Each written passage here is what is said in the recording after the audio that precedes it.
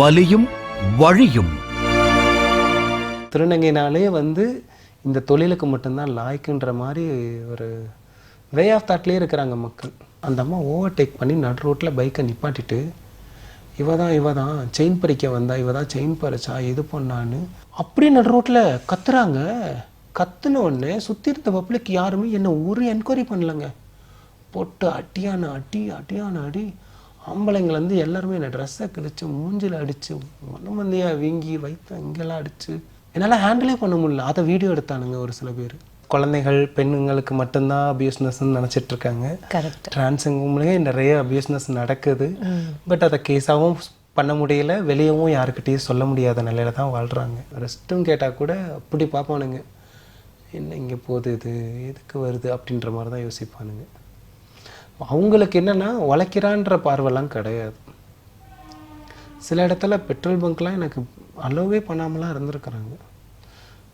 அழுதுட்டு போய் வெளியே ரோட்டில் நின்றுலாம் போயிருக்கிறேன். எனக்கு வணக்கம் மேம். வணக்கம் மேடம். நல்லா இருக்கேன் மேடம், நீங்கள் எப்படி இருக்கிறீங்க? நான் சூப்பராக இருக்கேன் மேம். சரி, ஓகே. உங்ககிட்ட நான் கேட்கக்கூடிய முதல் கேள்வி என்ன அப்படின்னா, இந்த சொசைட்டிக்கு மத்தியில் ஒரு திருநங்கையாக உங்கள் வாழ்க்கை எப்படி இருக்குது? வாழ்க்கை பொறுத்த வரைக்கும் எல்லா திருநங்கைகள் ஃபேஸ் ஆஃப் பண்ணுற இஷ்யூஸ் தான். வாழ்க்கை வாழணும், அதுக்காக நம்ம பிறந்துட்டோம் வாழணுன்ற மாதிரிலாம் வாழ்ந்துட முடியாதுல்ல. இப்போ சிட்டி லைஃப் பொறுத்த வரைக்கும் மக்கள் மத்தியில் திருநங்கைகளை ஏற்றுக்கிற மனப்பான்மை பார்த்திங்கன்னா ஒரு 30% 40% வரைக்கும் வந்திருக்கு. பட் வில்லேஜ் சைடில் இன்னும் அந்த அவேர்னஸஸ் கிடையாது. எவ்வளவோ திரைப்படங்கள் வந்தாலும், எத்தனையோ புத்தகங்கள் எழுதினாலும் இன்னும் படுற வேதனைகள் இன்னும் இருக்கத்தான் செய்யுது. சில வழிகளில் வெளியே சொல்லிக்க முடியாத வழிகள்லாம் நிறைய இருக்குது. இப்போ நிறைய குழந்தைகள் பெண்ணுங்களுக்கு மட்டும்தான் அபியூஸ்னஸ்ன்னு நினச்சிட்டு இருக்காங்க. டிரான்ஸுங்களே நிறைய அபியூஸ்னஸ் நடக்குது.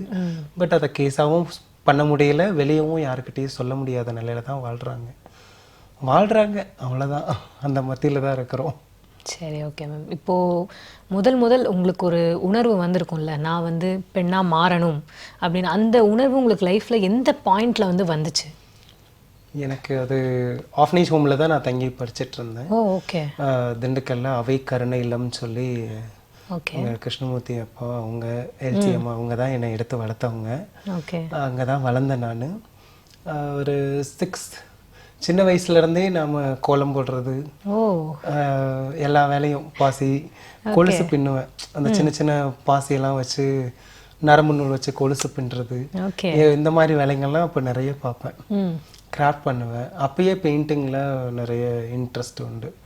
அப்போ அப்போல்லாம் பெயிண்டிங்கில் கலந்துக்கிட்டு பார்ட்டிசிபேட் பண்ணுறது, பாட்டு போட்டி, பேச்சு போட்டி, எதையும் விட்டு வைக்கிறதில்ல. என்ன அதிகமாக அதையும் மீறி போனதுன்னா பெண் வேடம் போட்டுக்கிட்டு டான்ஸ் ஆடுறது, அந்த மாதிரி. அது சின்ன வயசுலேருந்தே தோணி அப்படியே பண்ணது தான்.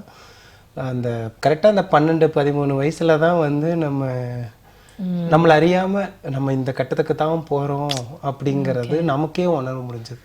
அது வரைக்கும் உணராமல் செஞ்சிட்டு இருந்தேன். அந்த வயசுக்கு அப்புறம் உணர்ந்து செய்ய ஆரம்பித்தேன். ஓகே. இப்போ நீங்கள் அந்த உணர்ந்து செய்ய ஆரம்பிச்சேன்னு சொல்கிறீங்களா? ஸோ ஒரு கட்டத்தில் எப்படியும் உங்கள் ஃப்ரெண்ட்ஸ்கிட்டேயோ இல்லை அந்த சொசைட்டிகிட்டையோ இந்த விஷயத்தை சொல்லணுன்ற ஒரு கட்டாயத்துக்கு நீங்கள் தள்ளப்பட்டிருப்பீங்க. அப்படி நீங்கள் அதை வெளியில் சொல்ல வரும்போது என்ன மாதிரியான கசப்பான சம்பவங்கள்லாம் நீங்கள் ஃபேஸ் பண்ணீங்க? அண்ட் அதனால நீங்கள் எப்படி ஃபீல் பண்ணீங்க? நிறைய நடந்திருக்கு. சில விஷயங்கள்லாம் ஆறாத வலு மாதிரி, அதாவது எப்படி சொல்கிறது, ஆறாத வடு மாதிரி இன்னும் மனசுக்குள்ளே இருக்கக்கூடிய விஷயங்கள் தான்.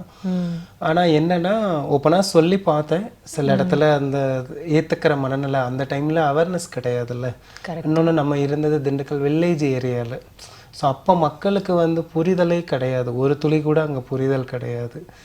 அந்த டைமில் ஹோமை விட்டு வெளியே வந்துட்டேன் நானே ஆட்டோமேட்டிக்காக. ஸோ ஹோம் விட்டு நீங்கள் வெளியில் வந்தீங்கன்னு சொன்னீங்கல்ல, ஹோம்லேயும் உங்களை ஏற்றுக்கலையா நீங்கள் இந்த மாதிரி ஒரு விஷயம் சொல்ல? அங்கே சில விஷயங்கள், சில கசப்பான சம்பவங்கள், என்னாலேயும் சில பாதிப்புகள் இருந்தது. என்னால் சில கண்ட்ரோல்ஸ் முடியாது. நானும் ஒதுக்கி தனிமையாக இருந்து எல்லாம் ட்ரை பண்ணி பார்த்தேன், முடியல. ஒரு கட்டத்துக்கு மேலே யாருக்கிட்டையும் சொல்லாமல் தான் ஓடி வந்தேன். என் மேலேயும் தப்பு இருக்குது. ஸோ நான் வெளியே ஏன்னா அவங்க தான் 10th 430 மார்க் எடுத்ததாக இருக்கட்டும், எல்லாமே அவங்க தான் படிக்க வச்சாங்க. ஸோ டிப்ளமோ படித்தேன். அந்த டைம் ஃபீஸ் அவங்க தான் கட்டினாங்க. நான் சில காரணங்களால் வெளியே திருநங்கைகள் கூட சேர்ந்துக்கிட்டு அதுக்கப்புறம் நிறைய சேஞ்சஸ், நிறைய மாற்றங்கள் வெளியே சொல்லிக்க முடியல. சிலர் அனுபவங்கள்லாம் வந்து வார்த்தைகளால் விவரிக்க முடியாதுல்ல, அந்த மாதிரி நடந்தது தான். Okay ma'am. இப்போ நீங்கள் சொன்ன மாதிரி நான் திருநங்கையாக வெளியில் வந்துட்டேன் அப்படின்னு சொல்கிறீங்களே, பொதுவாக திருநங்கைனாலே சொசைட்டியில் வந்து ஒரு தப்பான ஒரு எண்ணம் தான் வந்து முக்காவாசி பேருக்கும் அப்படி தான் இருக்கும். பட் அதை தாண்டி உங்களை பார்க்கும்போது எனக்கு ரொம்ப ஆச்சரியமாக இருந்துச்சு. ஏன்னா நீங்கள் ஸ்விக்கி ஓட்டுறீங்க, அப்புறம் அந்த வால் பெயிண்டிங்லாம் பண்ணுறீங்க, அப்புறம் வந்துட்டு சோஷியல் ஒர்க்ஸ் நிறைய வந்து பண்ணுறீங்க. இதெல்லாம் வந்து நீங்கள் வந்து பண்ணணும்னு எதனால மேம் உங்களுக்கு தோணுச்சு? அதாவது விதை எந்த இடத்துல விதைக்கிறோன்னு இருக்குல்ல. கரெக்டு. இப்போ எடுத்து நம்மளை யார் வளர்த்தாங்களோ அவங்களோட எண்ணம் தானே நமக்கு. ஒரு தாய் தகப்பன் எப்படி விதமாக ஊட்டுறாங்களோ அந்த எண்ணம் தானே நமக்கு வரும். முழுக்க முழுக்க அவங்க தான் காரணம். ஏன்னா இதில் மாற்று கருத்தே கிடையாது. அந்த மாதிரி ஒரு இடத்துல இருந்து வளர்ந்து வெளியே வந்தனால தான் நான் இன்னைக்கு இந்த ஒரு நிலையில் இருக்கிறேன். இல்லைன்னா என்றைக்கும் ஆன் ஸ்ட்ரீட்டில் நின்றுட்டு வேற மாதிரி போயிருப்பேன். என் பாதையும் அப்படி கடந்து போயிருக்கும் தான். காரணம் என்னென்னா நம்ம பிறப்புக்கு அர்த்தமாக வாழணும். இன்னைக்கு என்னால் முடிஞ்சு என்னை எடுத்து வளர்த்த ஹோமுக்கு என்னால் முடிஞ்சது நான் செய்கிறேன். பெருசாலாம் செய்யலை, ஒரு கடுகளவுக்கு சின்ன சின்ன விஷயங்கள் ஏதோ என்னால் முடிஞ்சதை செஞ்சிட்ருக்கிறேன், அவ்வளோதான். அதாவது வால் பெயிண்டிங்கெல்லாம் வந்து கல்கிமா அவங்களோட இன்ஸ்பிரேஷன் எனக்கு. அவங்கெல்லாம் நிறைய பெயிண்டிங் இதெல்லாம் பண்ணியிருக்கிறாங்க. எனக்கு கல்கிமா இன்ஸ்பிரேஷன். அப்புறம் அரவாணி ஆர்ட் சொல்லி அவங்க டீமில் இருந்து நிறைய இடத்துல வால் பெயிண்டிங்ஸ்லாம் பண்ணியிருக்கோம். அப்போ நிறைய பேருக்கு இன்ட்ராக்ட் பண்ண கிடச்சிது எனக்கு. ட்ரான்ஸ் கூட நிறைய ட்ரான்ஸுக்கு பெயிண்டிங் சொல்லித்தரதாக இருக்கட்டும், குழந்தைங்களுக்கு நிறைய சொல்லி கொடுத்துருக்கேன். இப்போ ஃப்ரீயாக டியூஷன் சென்டர் வச்சு நடத்திட்டு இருந்தேன். அந்த டைம்லலாம் நிறைய கேம்பெயின், ஸ்போக்கன் இங்கிலீஷ் கிளாஸ் எடுக்கிறது, டியூஷன் நடத்துறது, அதுலேயே சம்மர் ஆனால் கேம்ப் போட்டு இப்போ என் வால் பெயிண்டிங் இல்லாமல் இந்த பேப்பர்லலாம் நம்ம வரைய கற்றுக் கொடுப்போம்ல, அந்த மாதிரி பேசிக் ஆர்ட்லாம் சொல்லி கொடுத்துட்டு இருந்தேன். இப்போது ஓரளவுக்கு ஃபெசிலிட்டிஸ் இல்லாமல் இருக்கிறதுனால அப்படியே தனியாக ஒதுங்கி என்னால் வேலை கொடுத்தா செய்ய போகிறேன். இப்போ ஏதோ வேலைகள் வரதில்லை. ஏன்னா லாக்டவுன் அந்த பீரியட்லேருந்தே டோட்டலாக வேலை எதுவுமே இல்லை. அப்படி இப்போ தனியாக ஒதுங்கிட்டேன் நான், வேறு ஒன்றும் இல்லை. இப்போதைக்கு கருப்பசாமி கோவில் வச்சுருக்கோம், இருக்குது அங்கே எண்ணூரில், நம்ம தான் ஸ்தாபித்தோம். அதனால் அந்த கோயிலில் அங்கேயே தங்கி இப்போதைக்கு பார்த்துட்ருக்கேன். ஏதோ வேலைகள் வந்தால் எந்த வேலைகள் யார் கொடுத்தாலும் செய்வேன். பெயிண்டிங் வேலைகள் மோஸ்ட்லி எனக்கு wall painting, interior exterior designing ஒர்க்கோ, இல்லை ராயல் ப்ளே ஒர்க்கு, இல்லை bedroom, parking area, memorable schools work, அது இல்லாமல் என்ன எக்ஸஸாக என்ன கேட்டாலுமே நம்ம பண்ணித்தரலாம். கிளாத் பெயிண்டிங் பண்ணி தரலாம். டிஃப்ரெண்ட் நிறைய இருக்குது. ஆனால் நம்ம அதை எடுத்துகிட்டு போய் கொடுக்குற விதத்தில் தான் இருக்குது. நானும் முயற்சி எடுக்கிறேன் அடுத்தடுத்து. பட் சப்போர்ட்னஸ்க்கு ஆள் கிடையாது. சும்மா சரியா பண்ணி நீ பண்ணு மச்சான், தைரியமாக இருறா, நான் இருக்கிறேன்டான்னு தட்டி கொடுத்துட்டாலே போதுமே. நல்ல தோழர்களும் நல்ல பாசிட்டிவாக சப்போர்ட் பண்ணுற பீப்புளும் இருந்துட்டாலே நம்ம ஒரு சரியாக பண்ணி வந்துடலாம். பட் ட்ரான்ஸுக்கு இருக்கிற ஒரே ப்ராப்ளம் என்னென்னா, ஒன்று ஃபேமிலி சப்போர்ட் பேசிக். அது ஃபேமிலியே ஏற்றுக்கலை அப்படின்ற இடத்துல இருக்கிறப்ப மக்களுக்கு போகிற ஒரு இடம் தெரியாது. இப்போ யாரும் ட்ரான்ஸுக்கு அந்தளவுக்கு வீடு கொடுக்க மாட்டாங்கலாம் சொல்லலை. ஆனால் வீடு கொடுக்குறாங்க, இல்லைன்னுலாம் சொல்ல. ஆனால் நிறைய இடத்துல நிராகரிக்கப்படுற இடங்கள் நிறைய இருக்குது, வெளியே சொல்லிக்க முடியாது. இப்போ ஒவ்வொரு விஷயத்தையுமே நம்ம நேரடியாக முரண்படுறப்ப தான் அந்த பாதைகள்லாம் தெரியும். நம்ம எடுக்கிற முயற்சிகள் ஏதோ என்னால் ஒவ்வொரு படி எடுக்கிறேன், ஒத்துழைப்பு கொடுத்தாங்கன்னா நம்ம மாற்றத்தை கொண்டு வரலாம். பெருசாக ஒன்றும் செய்ய முடியாது. ஏன்னா நிறைய இன்றைக்கி இருக்கிற தலைமுறைகள் வந்து நிறையவே கற்றுக்குறாங்க. ஆன்லைனாக இருக்கட்டும், நிறைய இருக்கட்டும், எல்லாமே கற்றுக்குறாங்க. அந்தளவுக்கு வேல்யூ பண்ண தெரியும் ஹியூமன்ஸு. அந்தளவுக்கு தெரிஞ்சுக்கிட்டாங்கனாலே போதும். ஏன்னா மக்களோட பார்வை வந்து கொஞ்சம் கொஞ்சம் தான் மாறும், எடுத்தோடனே மாறிடாது. என்னென்னா, நீங்கள் 10 வேலை செய்கிறீங்களா, 10 வேலை கொடுக்குற இடத்துல எங்களை மாதிரி ஆட்களுக்கு ஒரு இடம் கொடுங்க, செஞ்சுட்டு போகிறோம். எங்களோட திறமையை நாங்கள் நிரூபிப்போம்ல, அதுதான் நம்ம ரெக்வஸ்ட் வைக்கிறது. கரெக்ட். ரொம்ப அருமையாக சொன்னீங்க. அப்புறம் நீங்கள் இந்த ஸ்விக்கிலாம் ஓட்டிகிட்ருக்கீங்க. பொதுவாக ஸ்விக்கி வேலைனாலே ரொம்ப ஒரு கஷ்டமான ஒரு வேலை தான். ஏன்னா நானே வந்து பார்த்துருக்கேன். நான் ஜாலியாக உள்ள ஏசியில் உட்காந்துட்டு ஆர்டர் போட்டுருவேன். ஆனால் அதுவும் இந்த வெயிலில் அவங்க அதை எடுத்துகிட்டு வந்து டெலிவர் பண்ணுறதுலாம் வந்து ரொம்ப ஒரு கஷ்டமான ஒரு வேலையாக இருக்கும். இதே மாதிரி மழையிலையும் நனைஞ்சிட்டு வந்துலாம் ஃபுட் டெலிவரி பண்ணுறவங்களெல்லாம் பார்த்துருக்கேன். ஸோ அப்படி நீங்களும் வந்து ஸ்விக்கி ஓட்டுறீங்க, டெய்லி போயிட்டு வரீங்க, வெயிலில் அலைஞ்சிட்டு வரீங்க. ஸோ ஒரு பெண்ணாக நீங்கள் இதை எப்படி பார்க்குறீங்க? இது பார்க்குற பார்வைலாம் இல்லை, அனுபவம் தான் முழுக்க முழுக்க. நேற்று ஒரு சம்பவம் நடந்துச்சு. ஓகே. இங்கே காலடிப்பேட்டையில் வந்து திருவொற்றியூர் கிட்ட காலடிப்பேட்டை உள்ள போலீஸ் குவார்ட்டர்ஸ்ன்னு இருக்கு. அவங்க பிசி போல் எனக்கு தெரியல இடனும். மலையில் நல்ல மலையில் நனைஞ்சிட்டு நான் போகிறேன் டெலிவரி எடுத்துகிட்டு. ரொம்ப ராங் வேர்ட்ஸ் அன்வான்டாக. ஸோ அது வந்து உன் வயசு பசங்க 2 பசங்க உன் வீட்டில் உன் கூட இருக்கிறாங்க, அவங்களும் பார்க்குறாங்க, உன் மனைவி பார்க்குறா. அப்போ நீ நடத்துகிற நடத்தையில் தான் வந்து என்னை இனி அடுத்த தலைமுறைகள் அவங்க அப்போ அதை தான் கற்றுக்குவாங்கல்ல. இப்போ நீ நடத்துகிறதே சரியில்லைன்றப்ப எப்படி இருக்கும்? எனக்கு ஆர்டர் எடுத்து நான் பிக்கப் கொடுத்தா தான் உங்களுக்கு காமிக்கும் பிக்கப்டுன்னு. அது வரைக்கும் ரெஸ்டாரண்ட் கொடுக்கறது தான். கரெக்டுங்களா இல்லையா? ரெஸ்டாரண்ட் ப்ரிப்பேர் பண்ண டைம் ஆச்சுன்னா நான் என்ன செய்ய முடியும்? நான் பிக்கப் கொடுத்து ஒரு 5 to 7 மினிட்ஸில் உங்கள் ஏரியாவில் இருக்கிறேன். மழை வேறு, மழையும் பார்க்காம நான் நனைஞ்சிட்டு வரேன் துப்பக்கட்டையா, ரெயின் கோட் கூட போடல அந்த டைமில். அப்போது நீங்கள் வந்து அது எப்படி சொல்கிறது, அந்த இடத்துல வந்து உட்காந்து அழுதுட்டேன் நான். டெலிவரியே வேணாம், நீ தூக்கி போட்டு போ, நான் யார்கிட்ட மோதலும் பார்க்குறேன், நீ யாழா அப்படி இப்படின்னு ஒரு வேர்டு எனக்கு அதெல்லாம் வந்து ஹர்ட் திங்ஸாக ரொம்ப ஒரு மாதிரி ஆக்கி விட்டுருச்சு. இன்னும் ஒரு சில இடத்துலலாம் அப்பார்ட்மெண்ட்ஸ், ரேடியன்ஸ் அப்பார்ட்மெண்ட் ஒரு சில இடத்துல இருக்கும். அங்கெல்லாம் போகிறப்ப சீச்சி நீ போ அங்கேயே வச்சுருங்க. லேடிஸ், ஒரு மென் சொன்னால் கூட சரி ஏதோ ஓகேங்களாம், அங்கேயே வச்சுருங்க, நீங்கள் கிளம்பிடுங்க அப்படின்றாங்க. கை எடுத்துருங்க, நீங்கள் கிளம்பிடுங்க. காசு வந்து கேரி கவரில் சுற்றி தூக்கி போடுறாங்க கேஷ் ஆன் டெலிவரிக்கு. அப்போது நீங்கள் என்ன லெவலில் இருக்கிறீங்கன்னு நமக்கு தெரியல. உள்ளே பார்த்தா 12 வயசு 13 வயசு பசங்க இருக்கிறாங்க, இதை வேடிக்கை பார்க்குறாங்க. நாளைக்கு அதே மெத்தடில் தானே இவங்களும் ஃபாலோ பண்ணுவாங்க. ஒரு திருநங்கையாக நான் ஒன்றும் தப்பு பண்ணலை, உழைக்கிறேன். உழைப்புக்கேற்ற வேல்யூ வந்து நீங்கள் மதிப்பாக தான் கொடுக்க சொல்கிறேன், வேறு ஒன்றும் கேட்கல. சில அப்பார்ட்மெண்ட்ஸ்லாம் பார்த்தீங்கன்னா லிஃப்ட் அலோடு கிடையாது டெலிவரி பர்சனுக்கு. 6th ஃப்ளோரில் இருப்பாங்க, ஒரு ரெஸ்பான்ஸ் பண்ண மாட்டாங்க, கால் எடுக்க மாட்டாங்க. மேலே போயிட்டு நான் பண்ணால் சட்டை போடுவாங்க. ரொம்ப நேரமாக நிற்கிறேன் சார், எப்போ சார் நீங்கள் திறப்பீங்கன்னா, யாரை கேட்டு நீங்கள் நான் பண்ணீங்க, வந்தால் நீங்கள் வச்சுட்டு போக வேண்டியதானே சார், நீங்கள் கால் ரெஸ்பான்ஸ் பண்ணல அப்படிங்கிறத சொன்னால் அதெல்லாம் எனக்கு தேவை கிடையாது, உங்கள் வேலை என்ன, நான் அதுக்கு தானே காசு பே பண்ணியிருக்கேன் அப்படின்றாங்க. அப்போ அந்த இடத்துலலாம் வந்து நம்ம ஏன்டா இதுக்கு, நான் இப்போ வந்து ஸ்விக்கி, ஜொமேட்டோ, ரேப்பிடோ, சைடஃப்ளெக்ஸு இதெல்லாம் ஓட்டுறேன். எனக்கு இதெல்லாம் கேம்பெயின் பண்ணாதான் ரெண்டல் பைக் நான் எடுத்துருக்கிறது. ஸோ ரெண்டல் பைக் இல்லாமல் அதில் பெட்ரோல் செலவு இருக்குது, ப்ளஸ் இதையும் பார்க்கணுன்னா. அப்போ அப்படி இருக்கிறப்ப நீங்கள் அந்த ஒரு ஆர்டர் கிடைக்கிற 20 ரூபா 30 ரூபா 50 ரூபா அது எனக்கு ரொம்ப பெருசு. எனக்கு ஒவ்வொரு ஆர்டர்லாம் பார்த்தீங்கன்னா லேட் நைட்டு வண்ணாரப்பேட்டைக்கிட்ட நான் டெலிவரி எடுத்துகிட்டு போகிறேன், ரொம்ப நேரமாக 40 மினிட்ஸ் கிட்ட நிற்கிறேன். ஆர்டர் சில பேர் பிக்கப் பண்ணலைன்னா 50 மினிட்ஸில் காமிக்கும் எங்களுக்கு ஜொமேட்டோவில். அதை என்ன பண்ணணும்னா, ஆர்டர் அந்த இடத்துல கஸ்டமர் கால் சப்போர்ட் நாங்கள் ட்ரை பண்ணி பார்க்கணும். ட்ரை பண்ணி கஸ்டமர் எடுக்காத பட்சத்தில் கஸ்டமர் நாட் ரெஸ்பாண்டிங் சொல்லி டிக்கெட் ரைஸ் பண்ணி நம்ம ஆர்டர் கொடுப்போம். அவங்களும் கால் பண்ணி எடுக்கலன்னா அந்த ஜோனை விட்டு நான் போக முடியாது, அடுத்த ஆர்டரும் நான் டெலிவரி பண்ண முடியாது, லாகினும் பண்ண முடியாது. நிற்கிறேன். ஏன் நீங்கள் வந்தால் நிற்க தெரியாதா? மேலேருந்து சவுண்டு வருவோம், உங்களுக்கு அதானே வேலை, அந்த வேலைக்கு தானே நீங்கள் வந்திருக்கிறீங்க, அதுக்கு தானே நாங்கள் காசு போடுறோம் அப்படின்னா எப்படி இருக்கும்? நான் சும்மா ஒரு இடத்துல 2 இடத்துல மன்னிக்கலாம், நானே கேள்வி ஏற்றுவேன். மனுஷனாயா நீ? நான் வேறு ஏதாவது உன்கிட்ட கேட்டு வந்தேனா? டெலிவரி பண்ணுறேன்னா ஒன்று ரெஸ்பான்ஸ் பண்ணு, இல்லையா இல்லைன்னு சொல்லு. இப்போ அந்த ஃபுட்டை நீ கேன்சல் பண்ணுறதுனால நாங்கள் எடுத்து தின்னுட்டு வேறு மாதிரி ஒன்று எடுத்துகிட்டு போக போகிறதில்ல. நிறைய ஃபுட்டை ரிட்டன் கொடுத்தாகணும்.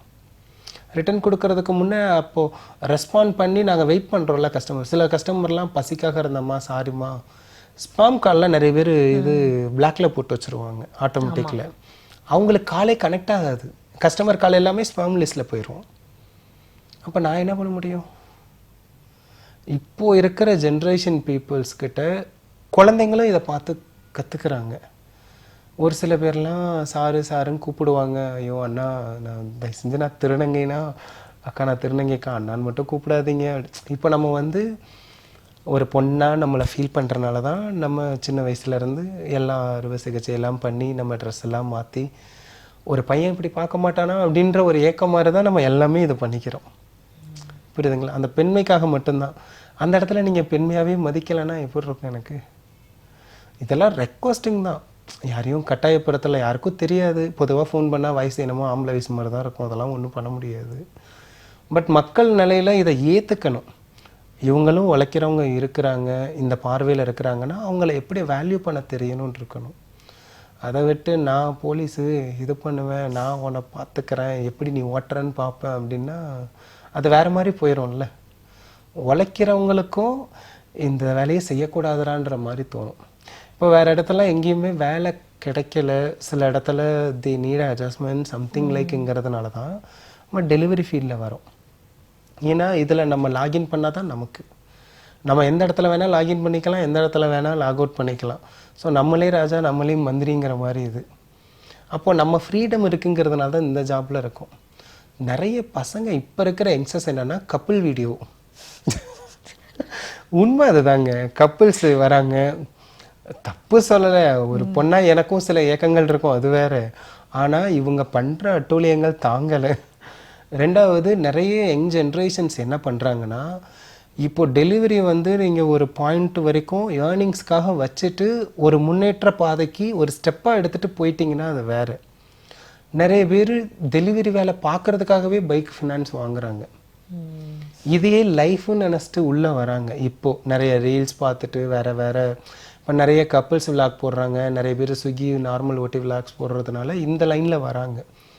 நான் அந்த ஜென்ரேஷன் பசங்களுக்கோ பொண்ணுங்களுக்கோ சொல்லக்கூடிய ஒரே விஷயம், இதில் இருக்க சிரமங்கள் வெளியே தெரியாது. ராத்திரி தூக்கம் போயிடும். இப்போ நான் ஈவினிங் 5:30 லாகின் பண்ணுன்னு வச்சுங்களேன், மார்னிங் 6-7 o'clock வரைக்கும் லாகின் பண்ணிட்டு அதுக்கப்புறம் தான் க்ளோஸ் பண்ணுவேன். ஒவ்வொரு டைம் ஆர்டரே இருக்காது, யாருக்கிட்டையும் கேட்க முடியாது. நமக்கு டீ குடிக்கிற பழக்கமும் இல்லை. ஏதாவது வேணா ஜூஸு ஐஸ் வாட்டர் அந்த மாதிரி கேட்பேன். அது கிடைக்காது, கடை எங்கேயும் இருக்காது. ஒவ்வொரு இடத்துல போலீஸுங்க செக்கிங் இருக்கும். அதெல்லாம் என்னங்கண்ணா அப்படின்னு சொன்னாலே விட்டுருவாங்க. சரி நீயாம்மா, தெரிஞ்சவங்களாம் நிறைய பேர் இருக்கிறாங்க. ஆனால் ஒரு சில பேர் வீம்புக்குன்னு யாராக இருந்தால் என்ன, இறங்கி நெல்லு அப்படி இப்படின்னு ரூடாக பேசுகிறவங்களும் இருக்கிறாங்க. சில பசங்களும் நிறைய கேட்டகரியில் இருக்கிறாங்க. இங்கே ஸ்டஃப் டெஸ்ட்டு போகிற பசங்க நிறைய, இப்போது அருந்தவாள் மாதிரி சுற்றுற பசங்கள்லாம் அந்த டைமில் சீண்டுவானுங்க. நம்ம அதை வந்து எப்படி எடுத்துகிட்டு போகணுன்னு தான் பார்க்க வேண்டியதாக இருக்குது. என்ன ஒரு சில ஆர்டர்லாம் எடுத்துகிட்டு போய் அந்த இடத்துல அப்யூஸ்னஸ் ஃபேஸ் பண்ணதெல்லாம் இருக்குது. லாங் பிக்கப்பில் எடுத்துகிட்டு போயிட்டு அது மாதிரிலாம் இருக்குது. வெளியே வந்து அதெல்லாம் சொல்லிக்க முடியாது. என்னை பொறுத்த வரைக்கும் இன்றைக்கி இருக்கிற ஜென்ரேஷன் சொல்லக்கூடிய ஒரே விஷயங்கள், உழைக்கிறதுக்கு இதை ஒரு ஸ்டெப்பாக வேணால் எடுத்துக்கோங்க, இதுதான் வாழ்க்கைன்ட்டு இறங்கிடாதீங்க. ஏன்னா எல்லாருக்கும் எல்லா சூழ்நிலைகளும் இருக்குது. இப்போ இது மட்டும் வாழ்க்கை கிடையாதுல்ல. இப்போ எனக்கும் இது ஒரு ஸ்டெப்புக்காக மட்டும்தான் எடுத்துக்கிறேன். யாராவது தள்ளு வண்டி நான் அத்தனை பேர்கிட்ட கேட்டிருக்கேன், யாரும் தள்ளு வண்டி எடுத்து கொடுத்ததில்லை. ஒரு டிஃபன் ஸ்டாலோ இல்லை டீ ஸ்டால் ஏதாவது போட்டு போயிடலாம் அப்படின்னு சொல்லி ட்ரை பண்ணேன். லோக்கலில் இருக்க கட்சியிலேருந்து யங்ஸ் பசங்க எல்லாருக்கிட்டையுமே கேட்டிருக்கேன். ஒரு கட்டத்துக்கு மேலே என்னால் முடியல அப்படின்னா நான் கையேந்தி தான் கேட்க முடியும். திருட முடியாது, பொய் சொல்ல முடியாது, வேறு எதுவும் போய் நிற்க முடியாது. நான் கையேந்தி நின்று கூட கேட்டு வாங்கி சாப்பிட்டு போயிடலாம். அப்படி தான் தோணுமே தவிர வேறு எவனும் போய் கொடுக்க மாட்டான், உதவியும் செய்ய மாட்டான். அதனால் இன்றைக்கி இருக்கிற ஜென்ரேஷன் ட்ரான்ஸ் லைஃப்பை பற்றி கொஞ்சமாவது மெச்சூர்டாக புரிஞ்சுக்கிட்டாங்கனாலே போதும். வேறு ஒன்றும் இல்லை. கால் பண்ணால் நம்ம ஏதாவது ஒரு ஆர்டர் எடுத்துகிட்டு போயிட்டோன்னா, ஃப்ரெண்டு வீடாக இருந்துச்சுன்னா அவள் லவர் இவக்கிட்ட உனக்கு என்ன வேலை அப்படின்ற மாதிரி போயிடுறாங்க. அதெல்லாம் நமக்கு வந்து சில எப்படி சொல்கிறது புரிஞ்சுக்க. சில ஃப்ரெண்ட்ஸ்லாம் ஏகப்பட்ட ஃப்ரெண்ட்ஸ் இருக்கிறாங்க பசங்கள்லேயே, அவங்க பொண்டாட்டிங்க வீட்டுக்கெல்லாம் கூப்பிட்ருக்குறாங்க. அவங்களாம் ஏற்றுக்கிறாங்க, அவங்களுக்கு தெரியுது உழைக்கிறான், இது நல்ல கேரக்டர், இவன் வந்து இப்படித்தான் அப்படின்ற மாதிரி. ஸோ ஸ்மிதாவா இந்த பாதையில் தான் இருக்கிறா அப்படின்னு புரிஞ்சுக்கிறாங்க. ஆனால் எல்லாரும் அப்படி கிடையாது. புரியுது மேம். இது கேட்கும் போதே ஆக்சுவலி ரொம்ப கஷ்டமாக இருக்குது. ஸோ நீங்கள் இப்போ சொல்கிறீங்களா இந்த மாதிரி அந்த போலீஸ் வந்து இந்த மாதிரி பேசினாங்க, சமூகத்தில் ஒரு முக்கிய பொறுப்பில் இருக்கக்கூடியவங்களே இந்த மாதிரியான ஒரு விஷயம்லாம் பண்ணுறாங்க, இப்படிலாம் வந்து ரொம்ப தரக்குறைவாக பேசுகிறாங்கன்றப்போ அது உங்களுக்கு எப்படி இருக்குது பார்க்க? இல்லை அதெல்லாம் அந்த இடத்துலலாம் தூக்கி போட்டு அடித்து வெட்டிடலாமான்லாம் வரும். இல்லைடா உண்மையை போட்டு எரிஞ்சு அடிச்சிடலாம் வரும். அந்த லேடியாக இருக்கட்டும், இந்த பிசியாக இருக்கட்டும், இவங்கெல்லாம் ஒரு பொறுப்பில் இருக்காங்க. அந்த லேடி பார்த்திங்கன்னா அந்த அப்பார்ட்மெண்ட்டில் வந்து செக்யூரிட்டிகிட்ட கம்ப்ளைண்ட் பண்ணியிருக்கிறாங்க, யாரை கேட்டு இவங்களை உள்ளே விட்டீங்கன்னு. ஆக்சுவலி என்ன ஆயிடுச்சுன்னா, ஆர்டர் போட்டவங்க கீழ் வீட்டுக்காரங்க. ம். சரிங்களா? அட்ரஸ் மாத்தி மேல் வீட்டு நம்பர் போட்டாங்க. ஓகே. எனக்கு இது தெரியாது. எனக்கு டோர் நம்பர் இது என்ன காமிச்சிருக்குன்னு தான் தெரியும். இப்போ செக்யூரிட்டியில் நம்ம உள்ளே வரோம்னா ப்ரைவேட் அப்பார்ட்மெண்ட் உள்ள ஓடிபியோ இல்லை வந்து அவங்க மொபைலில் லாகின் பண்ணிக்கிறாங்க. எங்களை ஃபோட்டோ எடுத்துக்குவாங்க, எங்கள் நம்பரை வாங்கிக்குவாங்க, எங்கள் வண்டி நம்பர் நோட் பண்ணி எல்லாமே லாகின் பண்ணிவிட்டு உங்கள் ஃப்ளாட்டுக்கு இந்த நம்பருக்கு வராங்க டெலிவரின்னு சொல்லி அவங்களுக்கு தனியாக ஆப் வச்சுருக்குறாங்க. அதில் கொடுப்பாங்க. அவங்க ஓகே கொடுத்தா தான் நாங்கள் உள்ளே போக முடியும். அப்போ நீ அப்ரூவல் கொடுக்காமையா நான் உள்ளே வந்தேன்? கரெக்ட் தான். அது ஒன்று இருக்குது. ரெண்டாவது, மாற்றி அட்ரஸ் போட்டாங்கன்னா அது என் பொறுப்பு இல்லை. ம். சரிங்களா?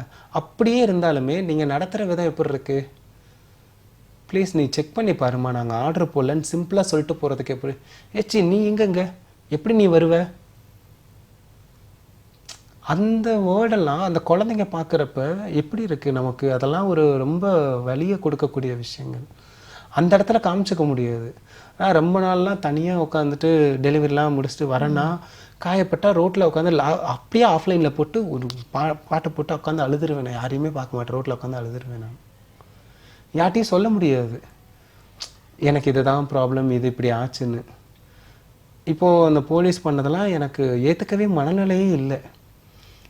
பசங்களுக்கு 17 வயசு இருக்கும் ஒரு பையனுக்கு, ஒரு பையனுக்கு 20 வயசு இருக்கும். அவங்க லேடி அப்படியே சைலண்ட்டாக இருக்குது. இத்தனைக்கு நல்ல ட்ரிங்க் பர்சன் எப்படி இருக்கும்? அப்போ நீங்கள் அதிகாரத்தில் இருக்கிறீங்கிறதுக்காகலாம் இப்படி பேசக்கூடாது. உழைக்கிறேன் தான், கஷ்டப்படுறேன் தான், வேற ஒரு விஷயமும் வந்துட்டு பிஹேவ் பண்ணல, அப்ரோச் பண்ணி வேற மாதிரி பிஹேவ் பண்ணல. நீ ஆர்டர் போட்ட பொருளை நான் கொடுக்க வரேன்னா எப்படி எடுத்துக்கணும்னு இருக்குல்ல? மக்கள் மத்தியில் நீங்களே இப்படி இருந்தால் இப்போது சுற்றி இருந்த பப்ளிக்லாம் அன்றைக்கி வேடிக்கை பார்த்தவங்கலாம் என்ன நினைப்பாங்க? நான் தான் ஏதோ தப்பு பண்ணிட்டேன் தான். பொதுவாகவே நான் எனக்கு பஸ் ட்ராவல் ரொம்ப பிடிக்கும். வண்டி நமக்கு வண்டி இல்லைல்ல, அதனால் நிறைய பஸ்ஸில் ட்ராவல் பண்ணுவேன். ஃப்ரீ பஸ் கிடச்சா போவேன், இல்லையா ஓகே. பஸ்ஸில் போகிறப்ப ஒரு சில பசங்க ஆம்பளை ஆளுங்கெல்லாம் வந்து ஒரு மாதிரி சீட்டுக்கிட்ட நிற்பானுங்க, ஒரு மாதிரி பண்ணிகிட்டே இருப்பானுங்க. ஆனால் அந்த இடத்துல ரியாக்ட் பண்ண முடியாது. எனக்கு தெரிஞ்ச திருநங்கை யாரும் பஸ்ஸில் போனதில்லை இங்கே சென்னையில். இல்லை எல்லாருமே ஒரு இதில் இருப்பாங்க. நான் இப்படி போனதில் அந்த இடத்துல எதுவுமே பேச முடியல, யாருக்கிட்டையும் சொல்லவும் முடியல. ஏன்னா பார்க்குறவங்க நீ வராமையா அவன் பண்ணியிருப்பான், இல்லை நீ இடம் கொடுக்காமையா பண்ணியிருப்பான் தான் பேசும். திருநங்கைனாலே அப்படி தானே ஒரு தாட் இருக்குது. அதனால் ஒரு இடத்தெல்லாம் எந்திரிச்சு அடிச்சே போட்டு போயிருக்கிறேன். வயசு வித்தியாசம், அவனை ஒரு 40-50 வயசு இருக்கும் அந்த ஆளுக்கு. அப்படி என்ன இதுன்னா நமக்கு தோணும். அது உனக்கு தேவையா? நீ ஆசைப்பட்டியா? 4 செவத்துக்குள்ளே எப்படியோ வச்சுட்டு போடா. 4 இடத்துல நிற்கிறப்போ பொதுமக்கள்கிட்ட இப்போ நீ இதையே வந்து ஒரு குழந்தைகிட்டயோ வேற ஒரு பொம்பளைக்கிட்டேயோ பண்ண மாட்டேன்னு என்ன நிச்சயம்? இது மக்களுக்கு உரைக்க மாட்டேங்குது. அவங்க பொறுத்த வரைக்கும் திருநங்கைனா இந்த வேலைக்கு தான் லாய்க்குன்ற மாதிரி ஒரு முத்திரையில் இருக்கிறாங்க. திருநங்கையிலும் குறை சொல்ல முடியாது. ஏன்னா நிறைய இடத்துல ஏமாத்துறாங்க, பஸ்ஸில் பறிச்சிடுறேன், அந்த ஒரு வே ஆஃப்லாம் பண்ணுறப்ப திருநங்கைனாலே ஒரு பயம்தான் இருக்குது மக்கள்கிட்ட. பயம் கிடையாது. பிரச்சனை என்னன்னா அவங்ககிட்ட எதுவும் அவங்க கஷ்டப்பட்டு ஒரு உடம்புல வந்து அறுத்து உயிர், ஒரு குழந்தை பிரசவ வலியை விட அது ஒரு வேதனை. இப்போ ஒரு பிரசவ ஊசி போட்டால் ஒரு பொண்ணுக்கு தாங்க முடியாது. அவங்க ஒரு 2 ஊசி வாங்குறாங்கன்னா எப்படி முடியும்? புரியுதுங்களா இல்லையா? அந்த வேதனையெல்லாம் தாங்க முடியாது, அந்த மாதிரி இடத்த அப்படி பார்க்கக்கூடாதுங்கிற ஒரு எண்ணம் இருக்குது மக்கள்கிட்ட. அதனால் அவங்க வாயில் வந்து எந்த வார்த்தையும், அவங்க நம்மளை படாத கஷ்டங்கள்லாம் பட்டிருக்காங்க, அந்த வேதனைகளோட அந்த வார்த்தை விடுறப்ப நமக்கு பாதிப்பு நிறைய கொடுக்கும். அதனால் அந்த வேதனைக்கு நம்ம ஆளாகக்கூடாது, அது சாபம் அப்படின்ற மக்கள்கிட்ட ஒரு நியதி இருக்குது. இதை வந்து பயன்படுத்தி ஒரு சில பேர் அப்படி பண்ணிக்கிறாங்க. இதனால் மக்கள் என்ன நினச்சிக்கிறாங்க? எல்லாருமே வந்து அராஜகம் பண்ணுறவங்க, எல்லாருமே வந்து வேற மாதிரி தான் அப்படின்ற ஒரு தாட் இருக்கு. ஓகே. இல்லை இப்போ நானும் கையேந்தி கேட்டிருக்கேன். ஒரு ஒயின் ஷாப் வேறு இடம்லாம் போய் நின்று கேட்டிருக்கேன். இல்லைன்னா இல்லை. நான் ஒரு கட்டத்துக்கு மேலே வந்து எதுவுமே இல்லை, நான் பசிக்குதுன்னா கூட நான் யார்ட்டையும் கேட்டுக்க மாட்டேன். 3 நாள்லாம் பட்னி, 4 நாள் பட்னிலாம் இருந்திருக்கிறேன். அம்மா ஹோட்டலுக்கு 5 ரூபா கொடுத்து காசு சாப்பாடு வாங்க முடியாமலாம் இருந்திருக்கேன். ஒரு இதெல்லாம் அம்மா ஹோட்டல்லாம் பெரிய வரம் எங்களுக்கு. ஒதுக்கப்பட்ட திருநங்கை லைஃப்னு இருக்குங்க. நம்ம சில இடத்துல காயப்பட்டு வர இடத்தெல்லாம் தாம்பரம்ல ஃபஸ்ட்டு வந்தப்பெல்லாம் சானிட்டோரியம் பஸ் ஸ்டாண்டு கட்டிட்டு இருந்தாங்க. அந்த டைம்லாம் ஆன் பப்ளிக்கில் நான் படுத்து கிடந்தேன். ₹1 ஷாம்பு வாங்கி பப்ளிக் டாய்லெட்டில் குளிச்சு தான் நான் காலேஜுக்கெல்லாம் இதுக்கெல்லாம் தேடிட்டு இருந்தேன். யூபிஎஸ்சி சிவில் சர்வீஸ் அப்போ ப்ரிப்பரேஷனுக்காக. ஓகே. சில வழிகள் அந்த இடத்துல வந்து படுத்துட்டு இருக்கப்ப தடவானுங்க, நிறைய பிஸ்னஸ் நடக்கும். அங்கே டீ கடை மணி அண்ணான்னு சொல்லி ஒருத்தர் இருந்தார், வயசானவர். அவரோட லுங்கியை வாங்கி இடுப்பில் ஒரு லுங்கியும் மேலே போத்திக்கிறதுக்கு ஒரு லுங்கியை போட்டு போத்தி படுத்தேன். ஸோ அதெல்லாம் வந்து ஆம்பளை உருவத்தை நானாக காமிச்சிக்கிற மாதிரி ஆயிடுச்சு. லுங்கி போட்டிருந்தா ஆம்பளைன்னு நினச்சிட்டு போயிடுவான்ல அப்படிங்கிற மாதிரி. சில வேதனைகளும் சில வழி இடத்தையும் வந்து மக்கள்கிட்ட போய் நம்ம கொண்டு போய் சேர்க்க முடியாது. அது என்னன்னா திருநங்கைனாலே வந்து இந்த தொழிலுக்கு மட்டும்தான் லாய்க்குன்ற மாதிரி ஒரு வே ஆஃப் தாட்லேயே இருக்கிறாங்க மக்கள். இன்றைக்கி இருக்கிற ஜென்ரேஷனில் படிப்புலேயும் இது கொண்டு வரணும்னு தான் நான் நினைக்கிறேன். ஏன்னா ஜெண்டர் பற்றின நாலேஜ் எஜுகேஷனில் கிடையாது. பேசிக்காக அதை கொண்டு வந்துட்டாங்கன்னா பெட்டர். ஏன்னா மேபி ஒரு 9th 10th இந்த ஸ்டேஜ்லேயே கொண்டு வந்துட்டாங்கன்னா கூட இருக்கிறவங்களில் மாறுற பசங்களோ பொண்ணுங்களோ யாராக இருந்தாலுமே பீப்புளோ அவங்க கூட இருக்கிற ஃபேமிலி ஏற்றுக்கிட்டானாலே நிறைய ட்ரான்ஸ் வெளியே வர மாட்டாங்க. வீட்டில் ஏன் தங்கி படிக்க முடியாது? கரெக்டு தானே? அப்படி பண்ணிட்டாங்கன்னா வேற எந்த பிரச்சனையுமே கிடையாது. அப்போ யாருக்கும் எந்த தொழிலுக்கும் போக வேண்டிய அவசியம் இல்லை. நீ வீட்டில் ஏற்றுக்கிட்டாலே போதுமே. என் சாதிச்ச திருநங்கை எல்லாருக்குமே ஏதோ ஒரு வகையில் ஃபேமிலி சப்போர்ட் இருந்திருக்கு. யாருக்கும் இல்லாமலாம் இல்லை, எல்லாருக்கும் ஃபேமிலி சப்போர்ட் இல்லாமலாம் இல்லை. ஒரு சில பேருக்கு ஏற்றுக்கிட்டாங்க, ஒரு சில பேருக்கு ஏற்றுக்கலை. இதில் நிறைய ட்ரான்ஸ் என்ன இன்னும் நெகட்டிவாக பண்ணுறாங்கன்னா, லவ் பண்ணுறேன் அப்படின்ற பேரில் நிறைய பசங்க வந்து இன்டர்ஃபியர் பண்ணிட்டு அவங்கள அப்படியே டைவர்ட் பண்ணிடுறாங்க. பாதி படிப்புலையே டைவர்ட் பண்ணி அப்படியே அவனுக்காக சர்ஜரி பண்ணிட்டு வராளுங்க, அவனுக்காக எல்லாமே பண்ணிட்டு வந்துட்டு கடைசியாக அவன் வேறு லைஃப்பை பார்த்துட்டு அவன் பேசாமல் போயிட்டே இருக்கான். சில பேர் இதை நம்பி சூசைடே பண்ணிக்கிற திருநங்கை எவ்வளோ திருநங்கைகள், சின்ன சின்ன வயசு திருநங்கையெல்லாம் ஏகப்பட்ட திருநங்கை சூசைட் பண்ணியிருக்காங்க. வாழ்க்கையை அழிச்சுக்கிறாங்க. எனக்கு என்னன்னா, விருப்பம் இருக்கா, நல்லா பழகுறியா, நல்ல உறவாக அமைச்சுக்கிறியா, அது வேற. ஆனால் அதுக்கேற்ற மாதிரி சேர பண்ணி உன்னோட ஃப்யூச்சரை பில்ட் பண்ணலாம். அந்த எண்ணங்கள் வந்து ஃபேமிலி ஏற்றுக்கிட்டா தான் வரும். இது மக்கள் மத்தியில் தாண்டி இன்றைக்கி இருக்கிற ஜென்ரேஷனுக்கு புரிய வைக்கணும். பெரிய ஆசைகள்லாம் எதுவுமே கிடையாது. நம்மளை வந்து மதிக்கிறாங்களா, இந்த இடத்துல நமக்கான ஒரு ரெகக்னைஸ் இருக்கா, அதுதான் எல்லாருமே பார்க்குறது. ஒருத்தவங்க இன்னைக்கு அது பொண்ணுடா அப்படின்ற ஒரு வார்த்தை கமெண்டிங் கிடச்சிட்டாலே அது ஒரு அது ஒரு மாதிரி குசியாயிருவோம் நம்ம. அதே மாதிரி சில இடத்துல இந்த திருநங்கை இப்படிப்பட்டவதாடான்னு ஒரு பேர் எடுத்துட்டாலே நமக்கு அது ஒரு அங்கீகாரம் மாதிரி ஆயிடுது. இன்றைக்கி இருக்க ஜென்ரேஷனுக்கு அதுதான் தேவை. மக்களுக்கு புரியணும்.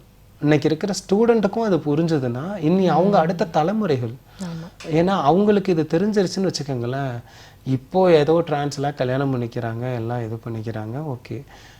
இப்போ நம்ம பசங்கள்லாம் இருக்கிறாங்க, குழந்தைங்க ஜென்ரேஷனில் டிரான்ஸ் கல்யாணம் பண்ணுறது ரொம்ப சகஜமாயிரும். அந்தளவுக்கு வேணும், அது கல்யாணம் பண்ணிக்கணும்லாம் நான் சொல்லலை. எனக்கு என்னென்னா அதை சகஜமாக பார்க்குற அளவுக்கு ஃபேமிலி ஏற்றுக்கணும். அதை ஒரு கான்ட்ரவர்சி போட்டு அசிங்கமாக அது ஒரு கமெண்டிங். இப்போ ஒரு திருநங்கை லேட்டஸ்ட்டாக டாக்டர் ஆகிருக்கா முடியும், ஃபாரின் போய் படிச்சுட்டு வந்துருக்குறாங்க.